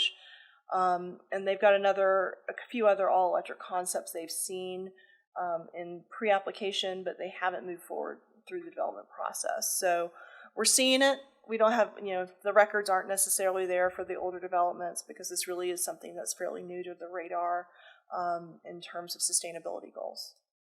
Appreciate it. Thank you.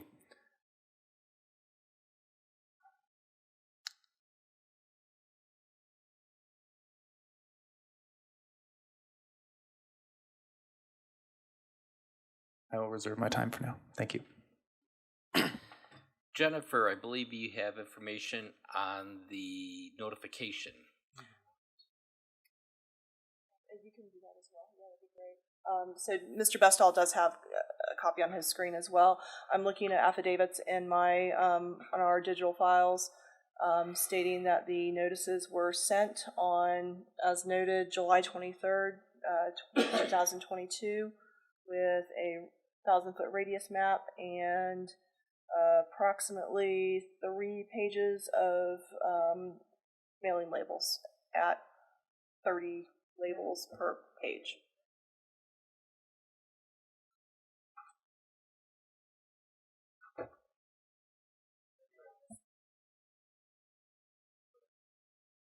Yeah, we aren't able to, unfortunately, because we aren't able to get it to the email and stuff.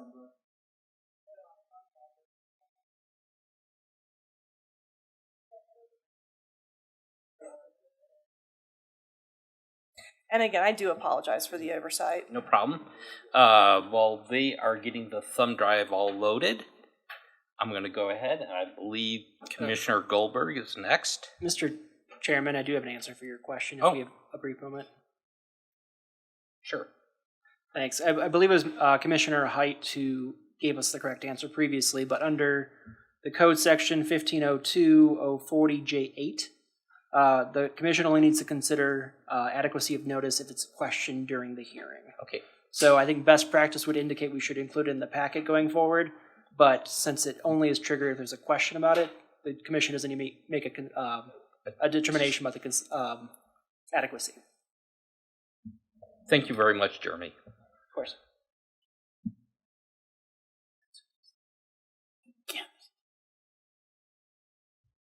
Yeah, okay. No, we don't need it. We're good.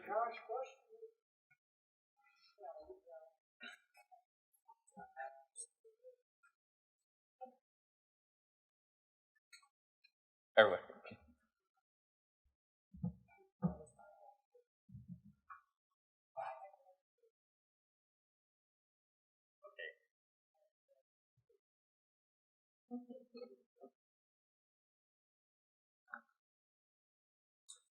Do you need the?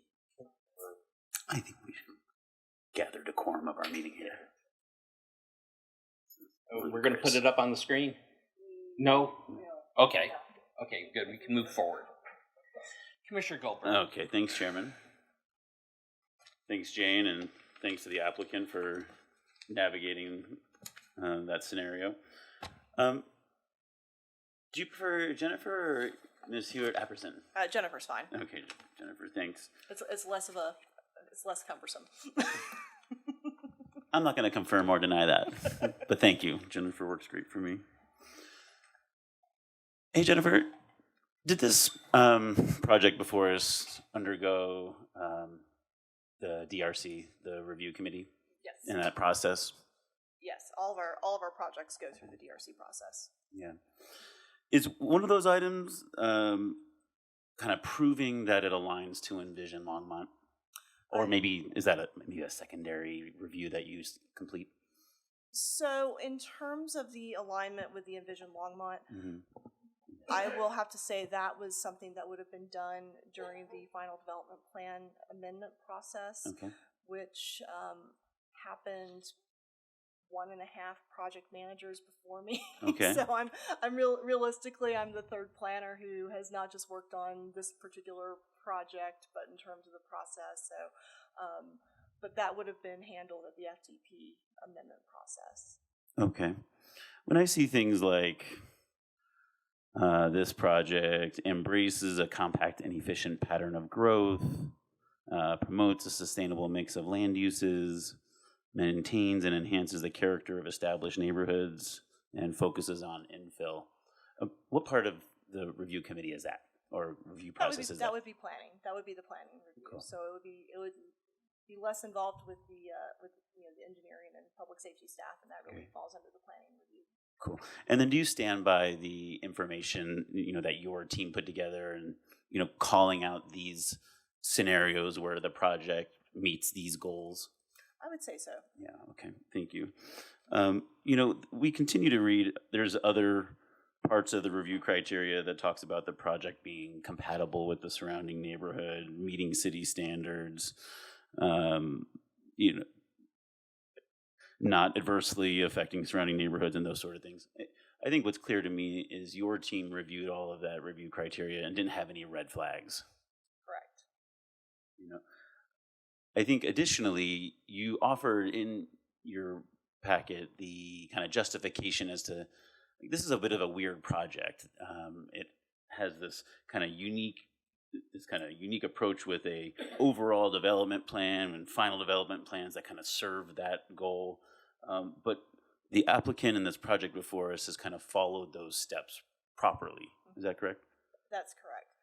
And I would say too, in addition to this being a unique project, in terms of the overall prospect plan, this particular parcel is particularly unique because of the historic landmark component.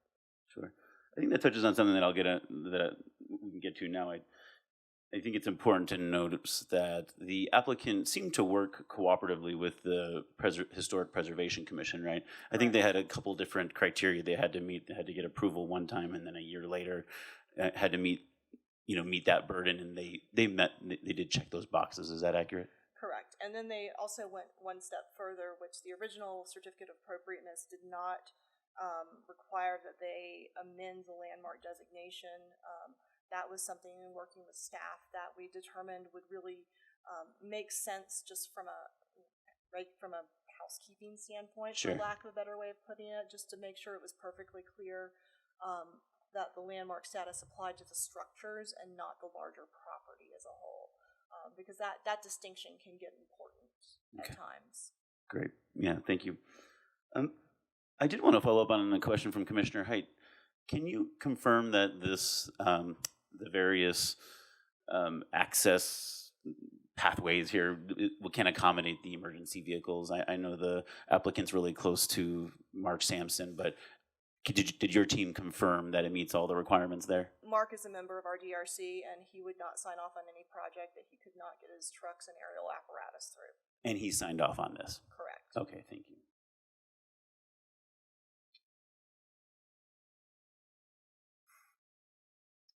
I think that kind of brings us down to what's left is really our concern with the density. And it is kind of funny to be here talking about, approving something that's below the minimum density. Given our discussions over previous months, we've been advocating for higher density kind of across the board.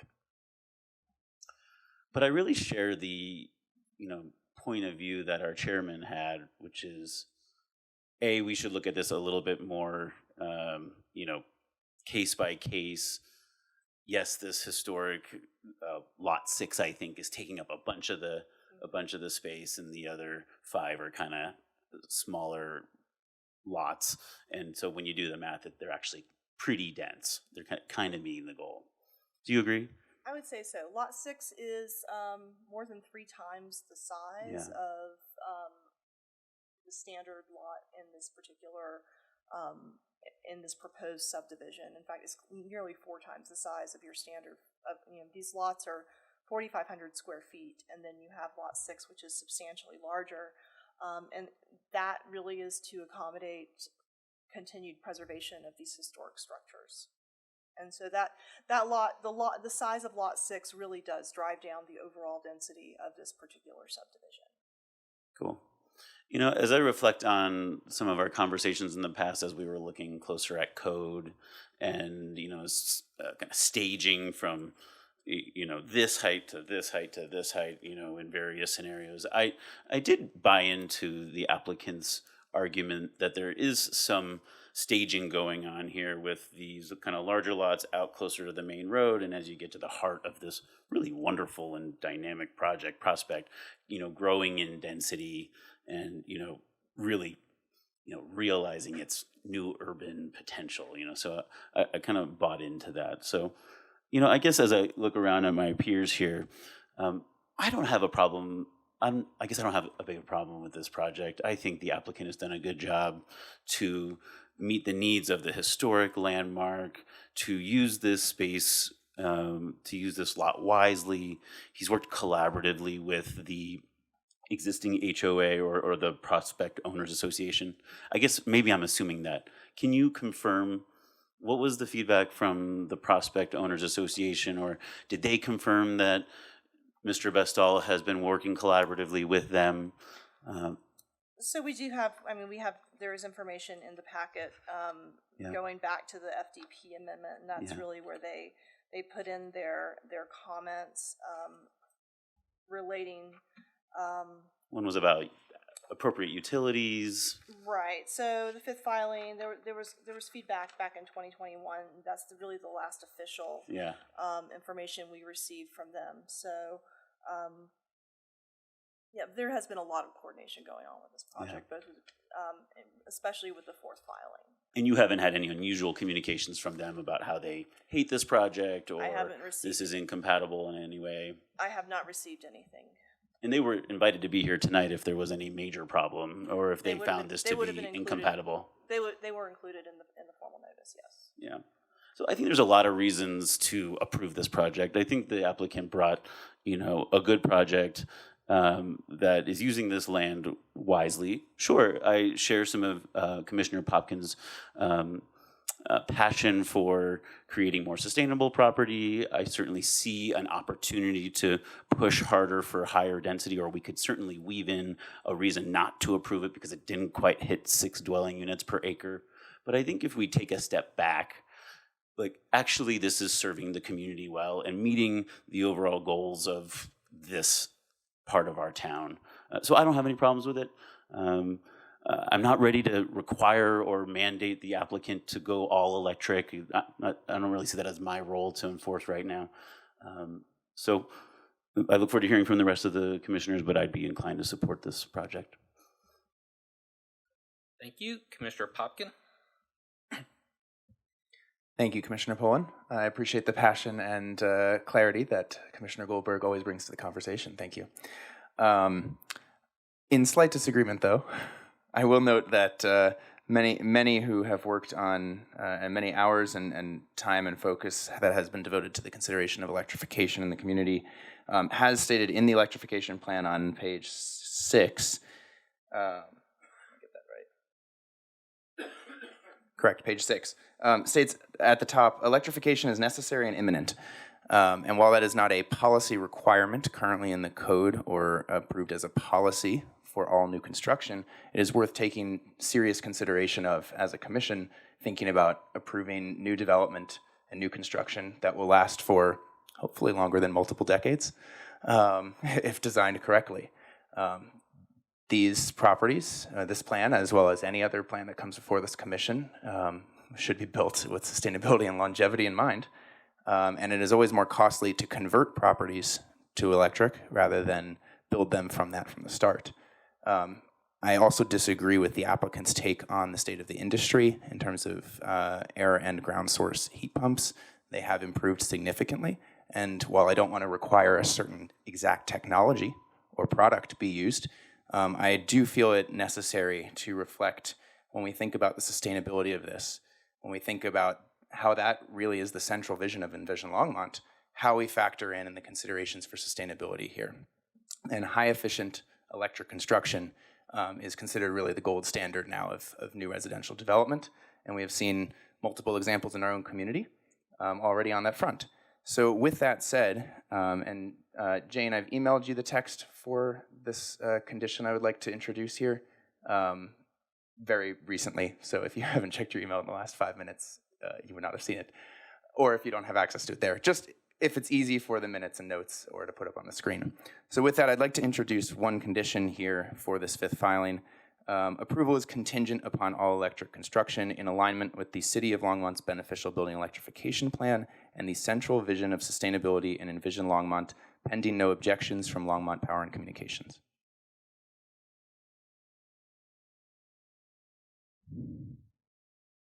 Is there another? Commissioner Popkin, Yes. is that along with, so I guess to make this easier, are you putting forward PZR 2023-3B with the condition that the city had and then with your condition? Correct. This is a supplemental condition. Okay. But you're motioning for that then? Correct. Okay. I am motioning to approve, well, Yeah. I'm motioning to approve with the... Approve 2023B with your 2 conditions. Point of parliamentary procedure. With that motion, force a vote from the commission on the actual, on just the condition or the entire project with those 2 conditions if approved? I would be looking for the entire project with the 2 two conditions. Now, you can. What I would say is, I think this is proper. You put forth the motion, and then we'll see if we get a second. If we get a second, we'll vote on it. If not, then we can have further discussion. If you don't want to put forward the motion, then we can have the discussion without the motion being made. Appreciate that. I would like to indicate to the commission that I intend to advance that motion at a certain point with that condition, not at this time, so that the commission can ask questions of staff, the applicant, and myself, and we can have a discussion on that as needed. Thank you. So for now, I share my intention of introducing that. I appreciate the clarification of procedure, as this is my second meeting. Thank you. So that is the intention. I don't intend it in any way, shape, or form to be onerous on the applicant. I don't think it is. As we heard from the applicant himself, he is working on multiple projects that do involve all-electric construction. It is feasible, it is tested, it is deployed in our community already, or planned to be deployed in our community. And frankly, it's one of the key ways that we can help ensure that this new proposal here is aligned with the central sustainability vision of Envision Longmont.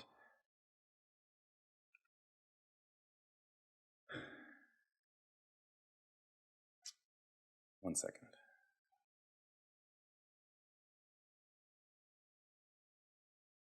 A question for staff on a different topic. In our packet, there was a letter from some residents that described some of the access points and the traffic flows, and we started to get into that discussion earlier, just about kind of the vehicle flows, the use of the public alley, and I was just interested in if you could share, for the record here, kind of what some of the concerns were from the residents that did submit that for the record. Sure. I think the question really was, what was the access to be? The one resident letter I am looking at. Let's see. Primary one was questions about what the access would be, mitigation for increased traffic, and ultimately we're talking about 5 additional new homes, and that's really a de minimis amount of traffic when it comes to. Sorry, let me clarify. It was less about the induced traffic here, and more, or the planned and expected traffic, and more about the traffic flows. The traffic flows. In terms of. I believe Sure. in the packet there were some concerns from some neighboring residents about Sure. the use of the public alley and how that relates to the 4th and 5th filings. Sure. So I think they were concerned primarily with that westernmost north-south alley spur, and the applicant has demonstrated primary access would be from the southern points off of that new east-west alley down to Satisfaction Circle. So really that alley that is used by the Christie Court residents effectively would be access for trash and emergency. It wouldn't be a primary access point for the residents.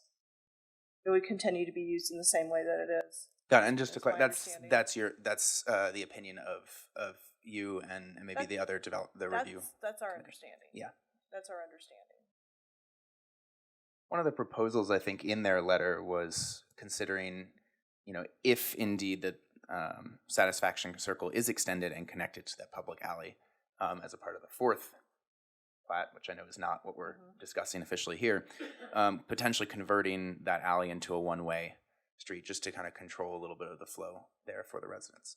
I'm sympathetic to the argument and kind of concerns that they're raising, and I'm wondering if that kind of a one-way alley consideration is abhorrent to city staff's consideration and the review there. I'm going to have to just defer to Mr. Sherman, who is on our engineering side. My understanding is one way isn't necessarily better or worse than two-way. It would be built to two-way standards. The existing alley would be built to two-way standards? The existing alley would not be a primary access. The existing alley would continue to function as the primary access would be from that east-west alley. The one running east-west on the south side. So we're talking about two alleys here, right? There's the alley that's running east to west and the alley that's running north to south. That's just west of the fourth and fifth plats. Yes, so the alley that's running north to south was the one that was referenced Correct. in the previous Correct. letters. That's not intended to change. That's intended to remain as essentially a service alley. But the primary access for these parcels would be from the southern point on Satisfaction Circle. Good evening, Commission. Josh Sherman, Civil Engineer with Public Works. I try to understand the question, I think, completely. First of all, my understanding with some of these alleys within this PUD and within Wallace is that they serve actually by defunct as a street. Mm-hmm. And so that would be an example here with the east-west running alley in the sense that, you know, if you were coming to visit one of these homes on these lots, you would use this alley as your primary access. Whereas if you think maybe about Old Town or something like that, and if you were going to visit a home in Old Town, you might not necessarily use the alley as the primary point of access for one of those lots if you did not live there. So, you know, just an example as a way that I think that within this PUD that the alleys are somewhat serve as a function of as a street. So I'm not sure if I understand the question with regard to which one you're asking about being a one-way or consideration as a one-way. Is it the north-south or the east-west? Yeah, to clarify, my understanding, and please correct me if I'm wrong, from the letter submitted by concerned residents of Christie Court it was referring to the north-south alley, the public alley that currently exists, that they were concerned about the bi-directional traffic there. Okay. If Satisfaction Circle is extended and connected to both alleys. Sure. I think in this case that alley does serve as a bit of two-way traffic today in terms of those residents that need to enter and exit from that location. So again, as Jennifer stated, I don't know that the intent is to change that function.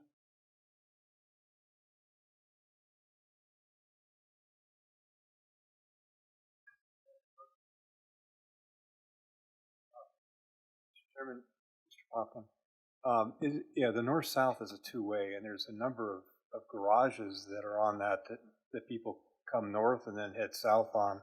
So, you know, we're talking about maybe averaging 8.5, 9 trips a day for the 6 units we have on that, and it doesn't seem to merit one way.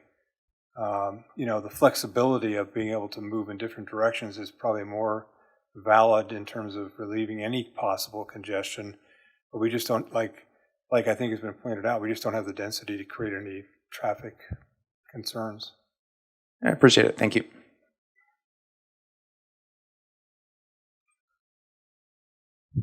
I will reserve the balance of my time. Commissioner Flake. Thank you, Commissioner. Thank you, Michael. It's getting late for me. I'm sorry. I've been up for a long time. One of the things that I think we're here to do, and perhaps Jennifer, you can verify this for me. We are here to conditionally approve of a plat filing. That is correct. And Jennifer, what would that include approving? So we are looking at approving the preliminary plat. So essentially conceptual lot lines, conceptual access, etc. This would then guide the final plat, which is... And so that includes things like plumbing. Utilities, utility access, easements, etc. So the final plat is really where the rubber hits the road, so to speak, and all of the easements are lined out and depicted very clearly. This is really this is where we're moving. This is the direction we're headed, conceptually, in terms of number of lots, general layout, general access, proposed development types. So there is more work that is going to be done by both the developer and staff. Correct. And this is in terms of more detail on the plat. Well, this is just the bare bones, the skeleton sort of on which we're going to place all the houses after they have been thought about in terms of design. And there's a design committee and my understanding from reading everything and listening tonight is that historic committee for the city of Longmont has looked at this and been in touch and in conversations, which most likely will continue as needed before this thing goes through complete final development. Is that correct? I'd say that's accurate. As part of the final plat, there are also public improvement plans that are evaluated and under review, and those really include the nitty gritty of what direction your drainage is flowing, where your sewer and water lines are, where your electrical lines are, and things of that nature. That's really where the very detailed work is done. This is really more high level in terms of concept, in terms of density, general layout. Is it consistent generally with the area, with our larger standards? Okay, so basically this is a concept. It's not the final. That's correct. And we talk about public hearings, and we talk about how the structure is going to look. So since this is a preliminary plat, I'm not comfortable with proceeding into design guidelines on behalf of the city. And that includes how the houses will be powered. My personal opinion on the powering issues is that we still don't know enough every place, everywhere, for everything. And we will learn going forth, and there may be an innovation that shows up in 2 months, and we'll say, this is grand, or not. But tonight, that's not our purview. Am I correct in stating that, basically? I would say it's not inaccurate. I will let Glenn elaborate. Mr. Van Milligan. You can certainly make that recommendation. I think what I wanted to weigh in on is typically, like Envision, it's a plan, it's a policy, but we implement it through the building code or the land development code. So I think Commissioner Popkin's correct. He's reading from a goal of the cities, and we are starting that process of amending the codes, but we're not there yet. So I would say you're maybe skipping a step of the public process of adopting the building code to put the electrification in place. Thank you. Appreciate that. So my thought is that we go forward. I support this plat. I support PZR 2023 3B as it's written right now. And I'm hoping the other commissioners will join me. Thank you. And Jennifer, we will get one more swing at this then when they come out with the final plat, right? Final plat is administrative. Nope. Administrative, okay. This correct. Is it. Okay. Yep. Preliminary plat is where the public hearing happens. Okay. Commissioner Height. I am speaking into the microphone. I'm still hung up on density. It's the applicant's obligation to demonstrate that the application meets standards. I have not seen the PUD or the ODP for Prospect for the Wilds Edition. If our code provides that if the PUD allows for this skirting of the density, our code says otherwise. 1503.060. That unless set forth in the PUD, all standards of our development code have to be complied with by the PUD. I don't see that there's an exception to that in the materials that were presented to us tonight, because I do note that 1503.080.3A3 says that in the residential mixed neighborhood, density is between 6 and 8, and they're at 5. That same code also, the PUD requirements also provide that the minimum lot size in the PUD is 4,000 square feet. There are 4,500 square feet for 5 of their 6 lots. There's room to move. They could potentially make the density standard work. But absent that, and absent a variance, and absent demonstration that the PUD or the Wallace Edition allows them to have this divergence in the minimum density, I can't approve this program. Further, even though it's moot, Commissioner Popkin. I will note that still in the United States as of February 2023, 60% of electricity is still generated by fossil fuels. 19% of that 60% is by coal. 39% of that 60% is by natural gas. Forcing, in my opinion, forcing a standard of development, regardless that it might be inapposite at this stage of the development procedure, I don't think is wise. So even though the city is looking at a goal of going to all electric buildings, I think making that a requirement might be a big mistake. Thanks. Commissioner Popkin. Thank you, Commissioner Poland. I very much respect the opinions of my fellow commissioners here, Goldberg, Height, and Flake.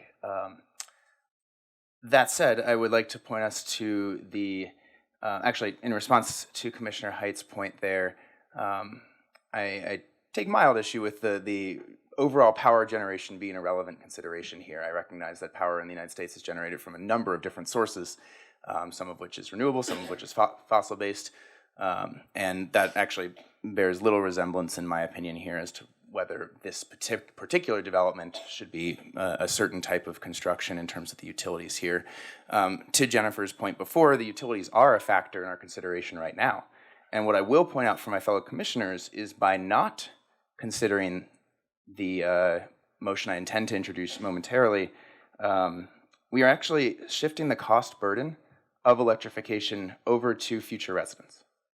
And it is objectively more expensive to shift and convert existing construction from gas to electric than it is to build all electric from the start.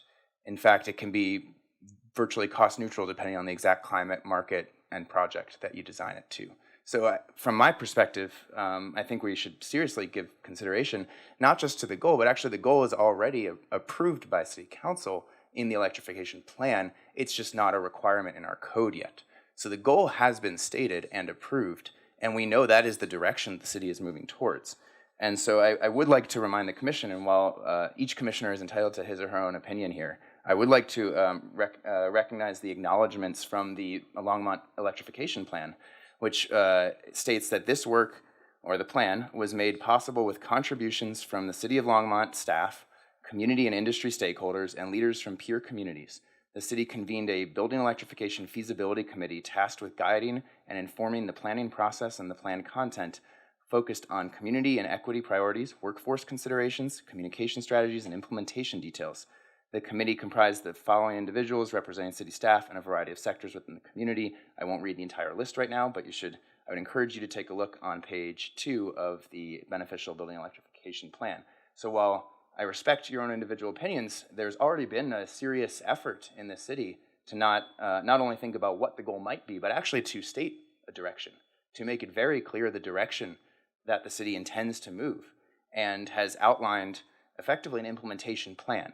Now, while that is not, and I recognize 100% that is not a requirement, we should be absolutely thinking about the requirement that we do have before us, which is compliance with Envision Longmont. And the central vision of all of the 6 guiding principles in Envision Longmont actually is our sustainability and resilience. And so when we think about how do we operationalize that, how do we act on that, how do we really truly represent that in the projects, when I look at this project here and when we start to have these considerations,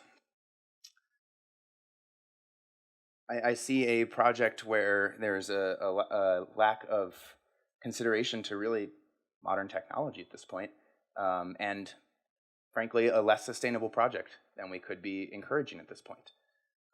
While we are not a policy-making body, the policy is Envision Longmont. And so we are following the direction of those before us who have established, including many on the commission here, who have written, consulted, advised on sustainability and resilience being the guiding principles and central vision of Envision Longmont. So I don't intend to try to get ahead of any technology. I don't believe I am. I don't intend to require a specific technology, rather requiring a simple condition here on the type of technologies to be considered. There are, for those less familiar with electrification strategies, there are air and ground source heat pumps, geothermal considerations. Frankly, any electric building should be to be maximally sustainable and least cost, as high efficient as possible. But I will leave that exact design for the consideration and review.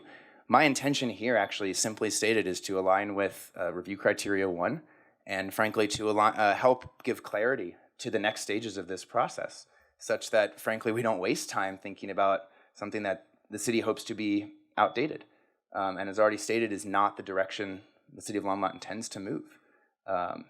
And so my hope here is that we just give clarity to staff, the applicant, who is already admitted to working on these types of projects before, and recognize just neighboring to this in the 4th plat, hundreds of units of all-electric residential construction. So we might have personal opinions on the efficacy of that technology, but there are those who have already provided, and this commission has actually already approved multiple all-electric residential developments far more substantial than this one. So my suggestion here is that we continue to follow that lead, and lead by example, and follow really what the central vision of Envision Longmont is, and the proposals that have come before this commission before that represent that. So I don't intend to chastise any individual commissioner here for their personal opinion or understanding of the technology, rather following the lead of those who have already set this forward, be it in the planning process for the beneficial building electrification plan, Envision Longmont itself, and frankly some really creative developments that we have seen proposed between Modern West, the 4th filing here, and a few other projects that have already come before us, including Habitat for Humanity's, all of their new future considerations, as Jennifer so alluded to and described before. So I actually don't think what I'm proposing is quite radical at all. I think it very much is in alignment with everything that the city is intending to do or has already committed to. And while that is not a hard and fast requirement for every development, in fact, I voted to approve a mixed electric and gas development before in the 4th filing in the last meeting. That was gas for commercial and all electric residents. I think we should continue, unless otherwise told, to consider this on a case-by-case basis, and I believe I am in this situation. And as such, I do not think this is actually setting a policy, but rather helping implement existing plans and Envision Longmont along the way. And I would encourage the commission to consider it that way as well. Commissioner, are you? We'll reserve. Thank you. Commissioner Teta. I appreciate Commissioner Popkins' opinions about that, but I don't believe that's our purview to dictate how the power should be. The applicant has indicated that he hasn't decided and that he'd be willing to consider all options. As to the density, I think that I like the density, and I think in combination with the already approved but as yet unbuilt 4th filing, we're going to have plenty of density. So I have no issue with the lack of density here in the 5th filing. Commissioner Lukash. Thank you, Chair. First, I want to put on the record that staff earlier, they found the list of mailings, and I was fine with that. And perhaps in the future we can make sure it's attached in the packet. I want to touch on the electric proposal. Personally, I embrace electric. We have an electric vehicle in our family. We subscribe to the Platte River electricity for the wind energy. So personally, and as a homeowner, I embrace it, but I cannot feel that I can enforce it on others, on other developments right now. Definitely, I appreciated the plans that have been brought to us that embrace electricity, but I don't think right now I can agree with that. I would love to see public comment on that, the public input. And for that, maybe when we look at some code change or some policies, we can have public comment on that and see where our residents want to go as well. That's my comment on that. Commissioner Popkin? Thank you, Commissioner Poland. I very much, again, respect the opinions of my fellow commissioners, Tata and Lukacs. I do want to clarify, and I think it would be useful for this body to keep in mind, that this is not a requirement of actually what power is serving this facility or these structures. And it's an important distinction to think about here. It's not a question of renewable or fossil for actually the power that's provided. It's a question of what is used for heating and what is used for, because the power itself is actually coming from Longmont Power and Communications, LPC, and they have a wide mix of power that they are slowly shifting to. I believe currently the vision is 100% by 2030, if I understand what the City Council has approved in the past. But I would welcome anyone to correct me on that. But the intention is to shift towards entirely renewable, but that's not what this motion would be. It would not be requiring the type of power. There's no requirement that solar panels be added to this. There's no requirement that this only be served by wind or only be served by gas or coal. That's not even the question. The question is, what are the type of utility infrastructure hookups that are providing the type of fuel here? And so when we think about electrification, typically for the average residential homeowner or renter, that is heating for cooking, so stove, whether it's gas or electric, that is heating for hot water or heating for air. And those are really the types of uses that natural gas is used in residential dwellings. And so it's important to think about because there's added infrastructure that is built up front that this commission would be signing off on if we don't consider this motion. And as a result, that does pass, as I said before, the cost burden to implement the city's public process plan, in slight disagreement with my fellow commissioner to my right here. There has been a public process already, and while it's not on a policy, it's not on a code requirement, it has been on the strategic direction of where the city is headed. And that is not uncommon with many other cities that are trying to lead on climate action, equity, and affordability. And so when we think about equity and affordability and in this transition on electrification, the cost burden is either upfront, which I've already stated before is not really a burden when you just design it appropriately from the get-go. We're actually passing really what is not a cost burden now over to a cost burden for the future owners of these properties to then convert from gas to electric, whether it is an encouragement later on or a requirement in the future. Can't prognosticate as to how that will go, but one way or another, the future property owners here are going to, if they are considering that shift, will bear the burden of that cost. So I'd encourage each commissioner here, whether you feel comfortable requiring this as a policy or not, which I already stated is not the intention here. The question is to consider this on a case-by-case basis, as we did in the last commission hearing, and as this commission has considered before with prior proposals. What makes sense for the neighborhood, what makes sense for the site, and what makes sense really for the utility infrastructure here. We can go ahead and approve this without the motion I intend to make in a moment, seeing no other immediate speakers. However, that is shifting the cost burden if gas infrastructure is indeed what is planned at this point. And frankly, I don't think that's fair to future residents that we want to be living here who consider sustainability, resilience, and equity as part of the vision and values that I think the city has committed to on multiple occasions. We may be slightly uncomfortable requiring this as a policy. Again, it's not that. We may be slightly uncomfortable with just discussing and approving it with that condition at this stage, which I would understand that discomfort. This is from what I'm aware of, a relatively new conversation in this commission. That said, the intention here is not to come out of nowhere with this, but rather to build on the backs of those who contributed to the beneficial building electrification plan. And it was a lot of folks that went into that. Again, not to come out with an abject policy requirement, but to really indicate the direction of where the city is headed for Longmont Power and Communications planning purposes, for developers planning purposes, and for the community's planning purposes and understanding. And so, with respect, I think overall this is a pretty good project. I think there are I understand Commissioner Height's questions regarding the density. I appreciate Commissioner Poland's comments on the density factor relative to the historic structures. I think this is a unique situation from that standpoint as well. and I very much respect the intention of the applicant, frankly, to be building something that fits into the Prospect neighborhood here. And so with that, I don't think there's much more to say or change here. I think it overall is a logical proposal.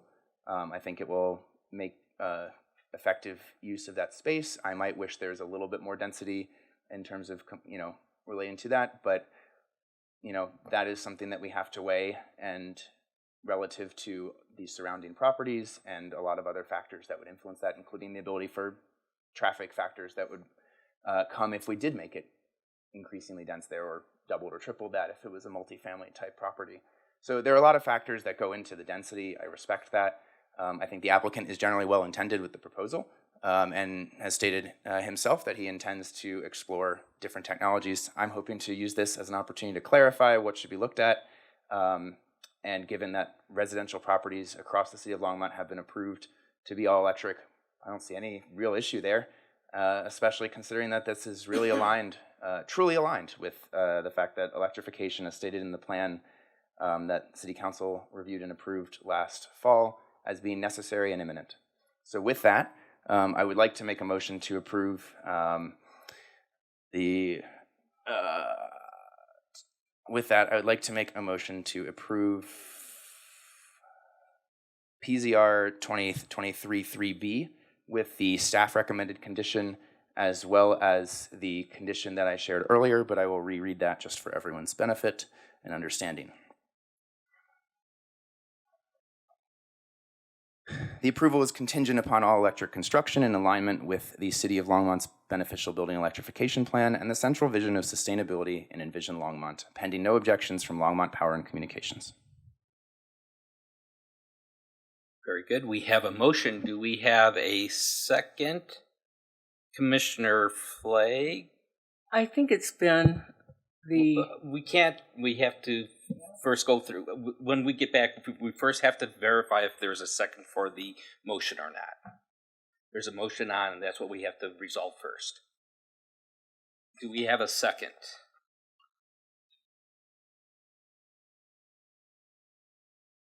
We do not have a second, so then the motion fails. Now we're back to discussion. Commissioner Flagg. has usually been the policy or the tradition or what we have done to, when you add a condition, to do it separately into the PZR. So if you want to offer an additional condition, then we should add that separately as one of the conditions. So we have one condition. You're asking for us to agree to a second condition. So you must make, I would think, that motion. No. And my suggestion would be to make that motion, have that discussed.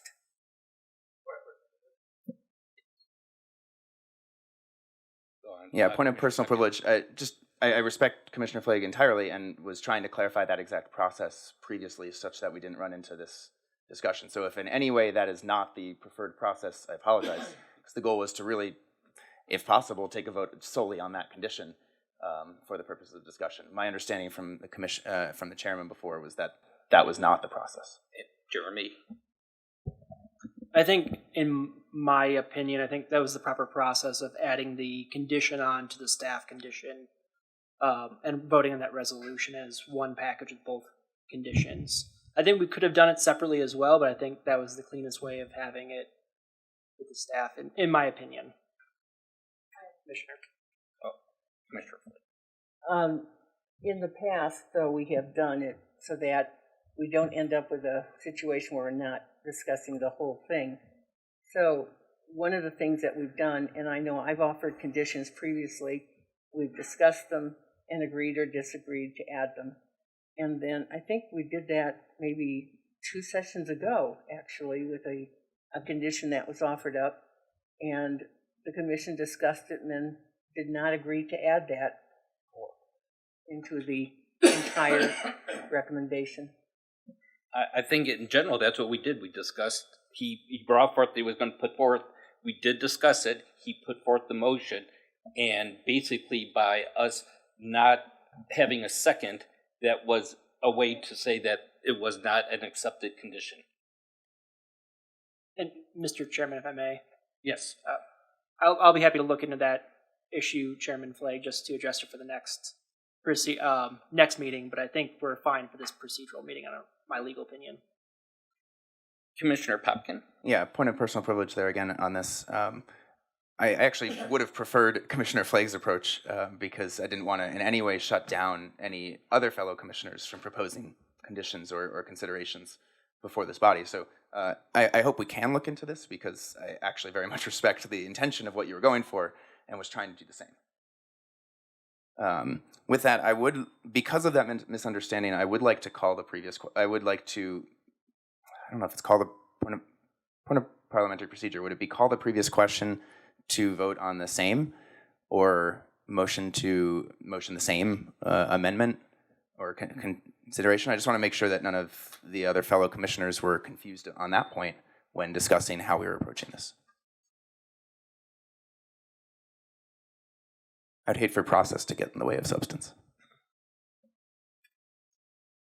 I think if there's a question concerning substance, I think it's in the board's discretion to consider the resolution with Chairman Popkins' condition on it solely, if the board wishes to do so. Yeah, you can go ahead and make your motion with only your condition. Yeah, I think would be then the way to proceed next, and we'll see if we get a second for it. Point of clarification. So it would be, you're suggesting make the motion just to vote on the condition Yes. offered. Appreciate it. Okay, so with that, I would like to make a motion slightly different from what I offered before, respecting the general vibe of the commission, vibe being a technical term here. I would like to motion that we consider a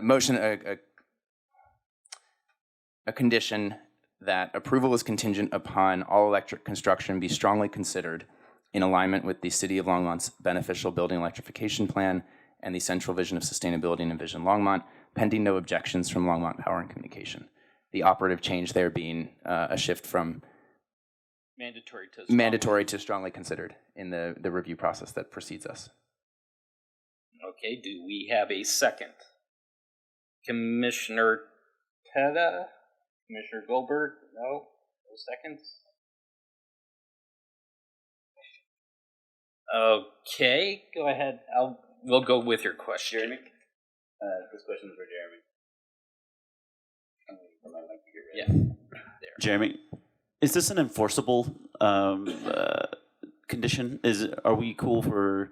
Is it appropriate to put something to make a statement like "strongly consider"?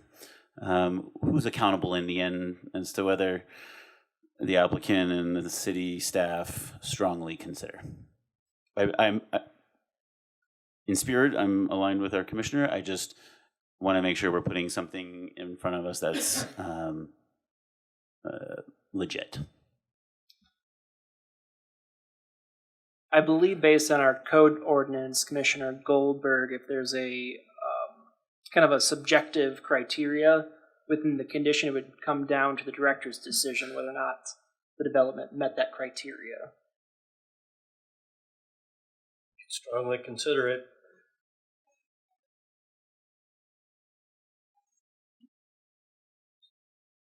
Okay. So do we have a second? We do not have a second.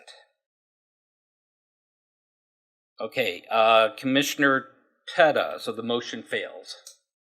Commissioner Teta. I'd like to make a motion that we accept PZR 2023-3B with the condition that staff came up with approval of the drainage report for the final plat. Commissioner Flagg. You have a second. Okay, we have a motion with a second. Discussion going further. I would just like to go ahead and give my viewpoints here. I do, while I recognize some of the concern about the PD, actually, Jeremy, I do have a question. Does the ODP FDP actually override the PDU that get so with the because they have the FDP does that mean that that overrides the PDU's cause for having the 6 units? A lot of acronyms there. I know. I don't have that answer on the top of my head, Mr. Chairman. I think looking at the code section concerning PUDs, our code does provide that the approved PUD standards, to the extent they conflict with the development code, the PUD overrules the development code. So my understanding is that those additional plans would overrule the PUD. Okay, and from what I'm seeing in our handout here, it says their PUD is a unique master plan community which was designed specifically to give it flexibility. I guess without being able to see exactly what's in the PUD that was approved back in 1995, that we have to go by trust that. So I can provide hopefully some clarification because Thank you, Jennifer. prospect is as clear as mud sometimes. So the PUD, basically the ODP, the overall development plan, is effectively the PUD. This particular PUD is not necessarily the kind that would be its own giant zoning code. It's very much, it's I don't want to say it's a sketch plan, but it's a very unique PUD. It's the overall development plan. And then how that is built out is you have your final development plans, which are basically filling in your overall development plan. And that PUD, that overall development plan, so the overall development plan, really think of it as the PUD. PUD is the zoning district that's applied to it, but the ODP is actually the zoning document for the overall Wallace Addition / Prospect project. So that ODP provides for staff level administrative approval of the final development plans as they may be amended, etc. So effectively that's the phasing plan, for lack of a better way of putting it. You can think of the FDPs as sort of the phasing. These different filings come in and you plug in the FDP. So the FDP was approved at the staff level by my predecessor, Aaron Fosdick,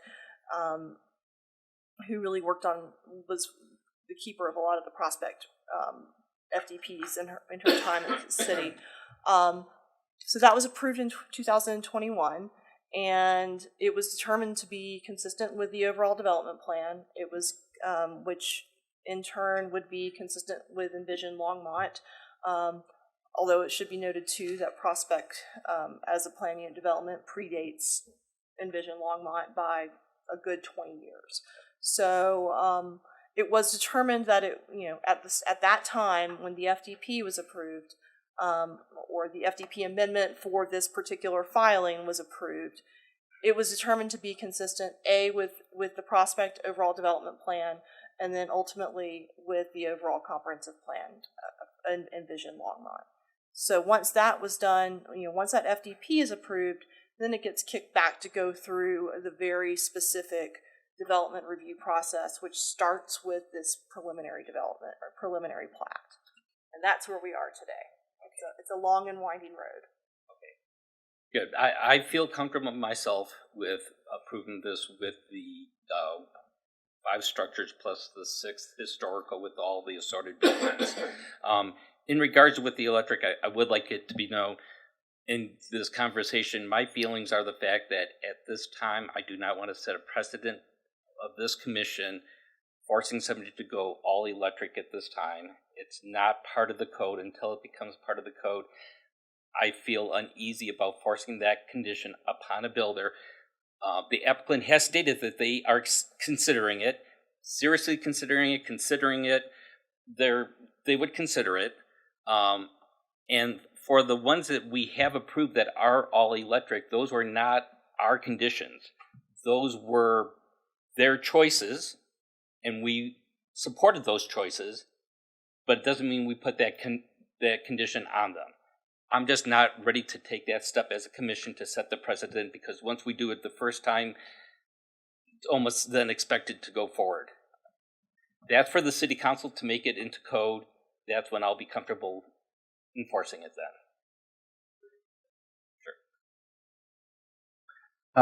Just a question just to tease out this. I appreciate you sharing your thoughts on that, and I understand the serious consideration of precedent here that should be considered, though I do believe it's a case-by-case basis. The condition really here is how do we interpret, my question for is how do you interpret the Envision Longmont central principles of sustainability and resilience, and what do you look towards to define what is sustainable and what is not? I look to the testimony that was given to us by the applicant, by the city staff, and they answered the questions. To be sustainable doesn't mean you have to be 100% in every category. I looked at the design and some of the stuff that they have in the design, and the way that these houses are being set up in the area that it is, and I feel that it does achieve that goal. Maybe not 100% perfect, but that isn't what we're charged with doing. We're charged with the testimony that was given to us, and it does meet the standard. Commissioner Goldberg. Yeah, thanks, Chairman. It's been a minute. I just want to restate that I'm approving the motion that's before us, given the reasons I listed earlier, the solid testimony from the commission, the approval of the recommendation from city staff, the testimony from the applicant, and I look forward to integrating, some of these new guiding documents into our decision-making process in the future, I can't wait to make that a stronger part of our consideration. Commissioner Popkin. Thank you, Chairman Poland. I appreciate all of the commission weighing in on this, truly. I appreciate the lively conversation on this and won't drag it out much further. I do want to briefly respond to the chairman before on his comment. I respect his opinion on how we set precedent, but also want to acknowledge that I don't think that it's worth thinking about when the beneficial electrification plan was actually approved by City Council, which was late last fall. And since then, what other projects have come before this commission? And, I'm not, as someone in their second meeting, I haven't, I don't think I have a robust recollection of what may have been considered in November or December by this commission, but I think we are at the stage to think, hopefully a little bit, about whether the beneficial building electrification plan factors into our decision-making longer term. So I won't push the topic further. I will state that I will not be voting to approve this based on the fact that I do not believe it's consistent with the comprehensive plan, and I don't believe it's compatible with the surrounding properties in terms of the utility and building layout and design. Commissioner Flagg. I would like to call the question. Let's go ahead and take our vote. Commissioner Height. Yay. Commissioner Tedda. Yay. Commissioner Goldberg. Yes. Chairman Poland. Yes. Commissioner Flagg. Yes. Commissioner Lukacs. Commissioner Popkin. Oh. There you go. I appreciate the applicant's willingness to consider this in the future. I vote nay. Chairman, that motion passes 5-2. Thank you. This item now enters a 7-day appeal period. During this time, any aggrieved party may appeal the Commission's decision by submitting a written appeal letter stating why the Planning and Zoning Commission's decision should be amended or reversed by City Council. All appeals must be in writing and must be received in the City Clerk's office and the Planning Office within the 7-day appeal period.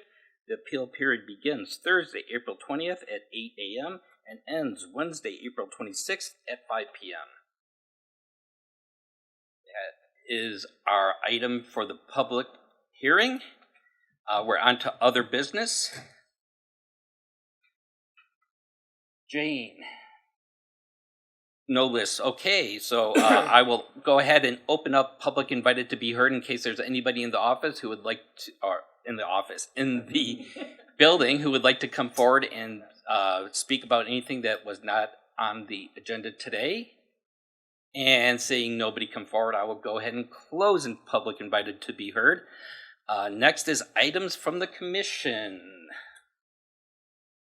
And Commissioner Height, you're first. Thank you very much.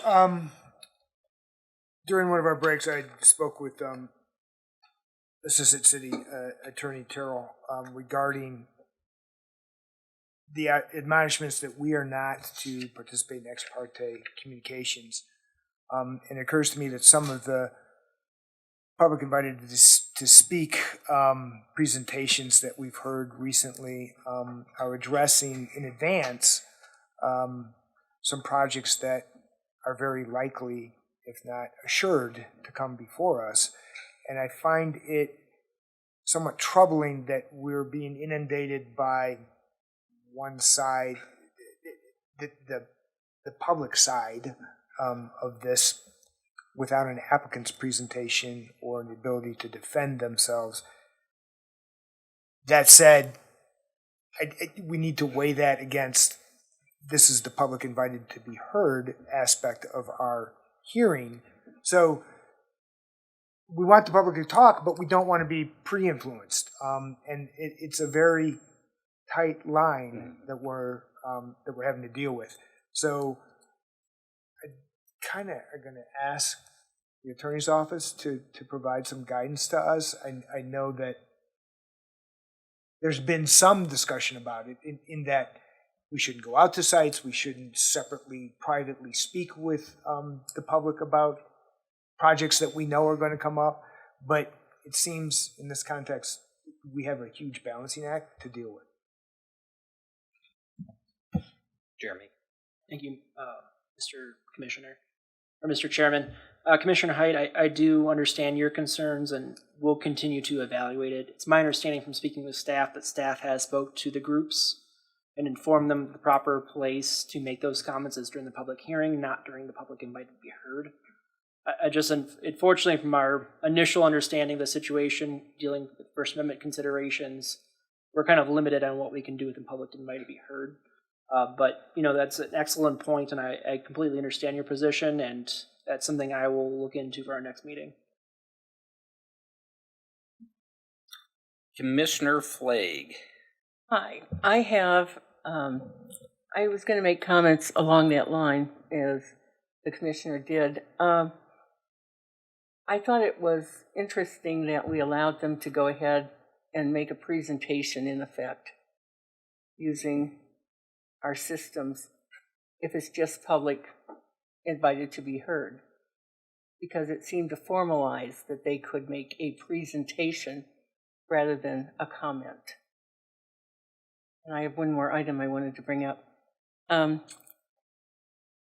For the planning director, I wondered if there has been any discussion regarding zoning for drones, areas, heights to fly over residential areas, delivery patterns, appropriate landing spaces.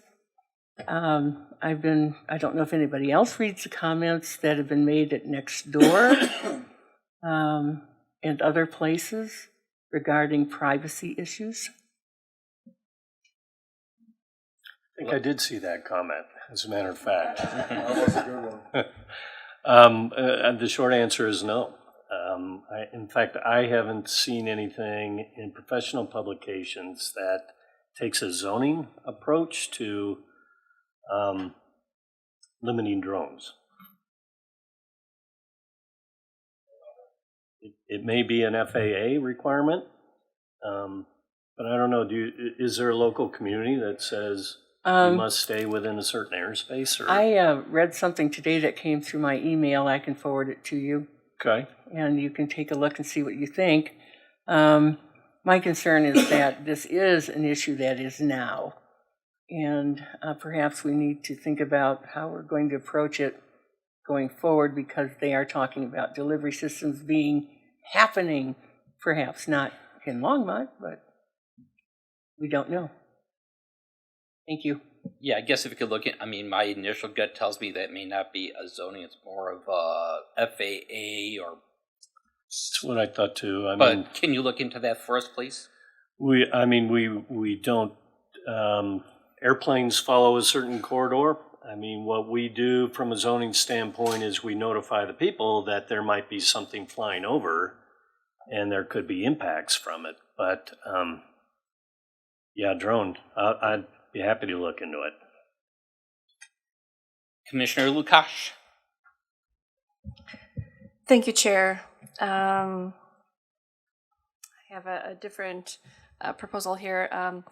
I wanted to see if staff could bring to us a presentation about the city's land acknowledgement. I know the City Council adopted it in 2021, and it's actually the city signed a treaty with the Northern Arapaho tribe for a sister city, and it's pretty unique. We're pretty much the only city in the country that signed a sister city with a tribe, and that treaty sits right outside our door here. I just found out tonight. And so I want to see, learn more from staff about the land acknowledgement that the city adopted and how that translates to our work, our code, the land code that we look at all the time and we were trying to enforce or to improve all the time. So if the city could bring that to us in a future meeting to get us educated. Sure, that would be Carmen Ramirez, so I think she said she would make herself available to make that presentation. I don't know that, I think maybe the museum board has adopted it more formally. Right, and I've seen the museum that they always recite the land acknowledgement at their public events, and I know they're doing a lot of work through their art that they are displaying, and I think I heard the Park and Rec board adopted it. A couple of months ago, so maybe it's time that we take a look at it and see how we work around it, or what does it mean for us. And that, okay, I will find time to do that. I think we're okay with that. All right. Thank you. Commissioner Goldberg. Thanks, Chairman. Is it 10 or 11 that we have to extend? 11. Okay, great. Awesome. I think we're in the home stretch here. Glenn, a little bit more homework for you, if you don't mind. Boy, it's clear that this Bond Farm project is going to be contentious and complicated and, filled with passion and, concern by the public. Is there a world where we could have a study session with your team ahead of that? I don't know if it has to be an open meeting or something, but is there a way where we could get guidance from staff before we head into that? Before that comes to us. Maybe that violates every rule. I'm not sure. I'm going to step back. I feel like we've done study sessions in the past over in the small room next door. Maybe it had to be a formal meeting. On a quasi-judicial matter? I don't know. Maybe not. Maybe just, okay. So there's not a world where we can be educated in advance, short of the packet that's presented to us. I don't believe so. Okay. Well, there you go. The groans from my peers, I see them, they're like, sorry, I didn't need to do a little more homework myself. Then how about this beneficial building electrification plan that Commissioner Popkins brought up today? Can we talk about that? It's a bigger question, more like when we have new guiding documents that could steer, that may impact our decisions and that we should be weighing in our deliberation, is there an opportunity for you to, or your team, to brief us on it and, kind of share strategies on how we can implement it or when we can't? Right. Yeah, absolutely. In fact, our building official is working with a bunch of communities in Boulder County that are all trying to adopt it at the same time in a coordinated fashion. It's called the Northwest Metro Regional Energy Code Cohort. So I think we just got, maybe even today, their preliminary recommendations on it. But we expect that's going to go through till we typically adopt code changes right before the beginning of the year. So it's probably going to be more like December. And in that process, we'll be reaching out to the folks that we're going to be implementing it with. So all the builders will have input. So I think it's intended to be kind of a robust public process. So when we know and council knows, we'd be happy to show the planning commission as well. But there is a process. Commissioner Popkin. Thank you, Chair. First of all, I want to second Commissioner Height's request earlier that we look into the ex parte communications. I think that will be really important going forward to make sure that we are fairly giving consideration to future proposals that come before the Commission.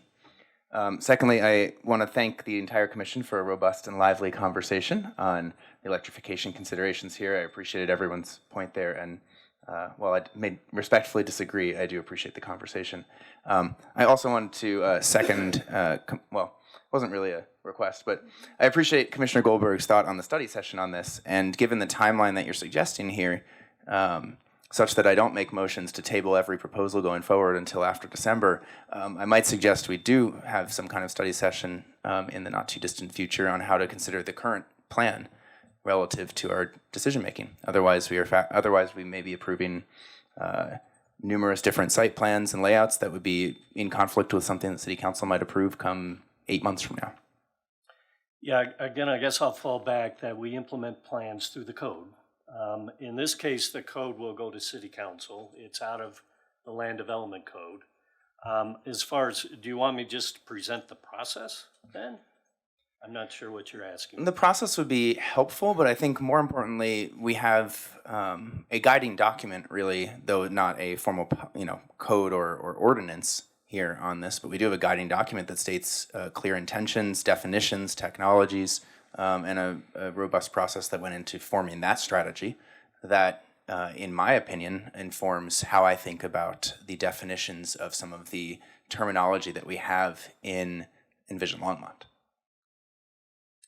Okay, so you want to review the code changes? No, I think, just to clarify, I think review how the plan should or shouldn't be factored into our decision making when we were reviewing the development review criteria, specifically that reference the terminology and definitions outlined in Envision Longmont as a comprehensive plan.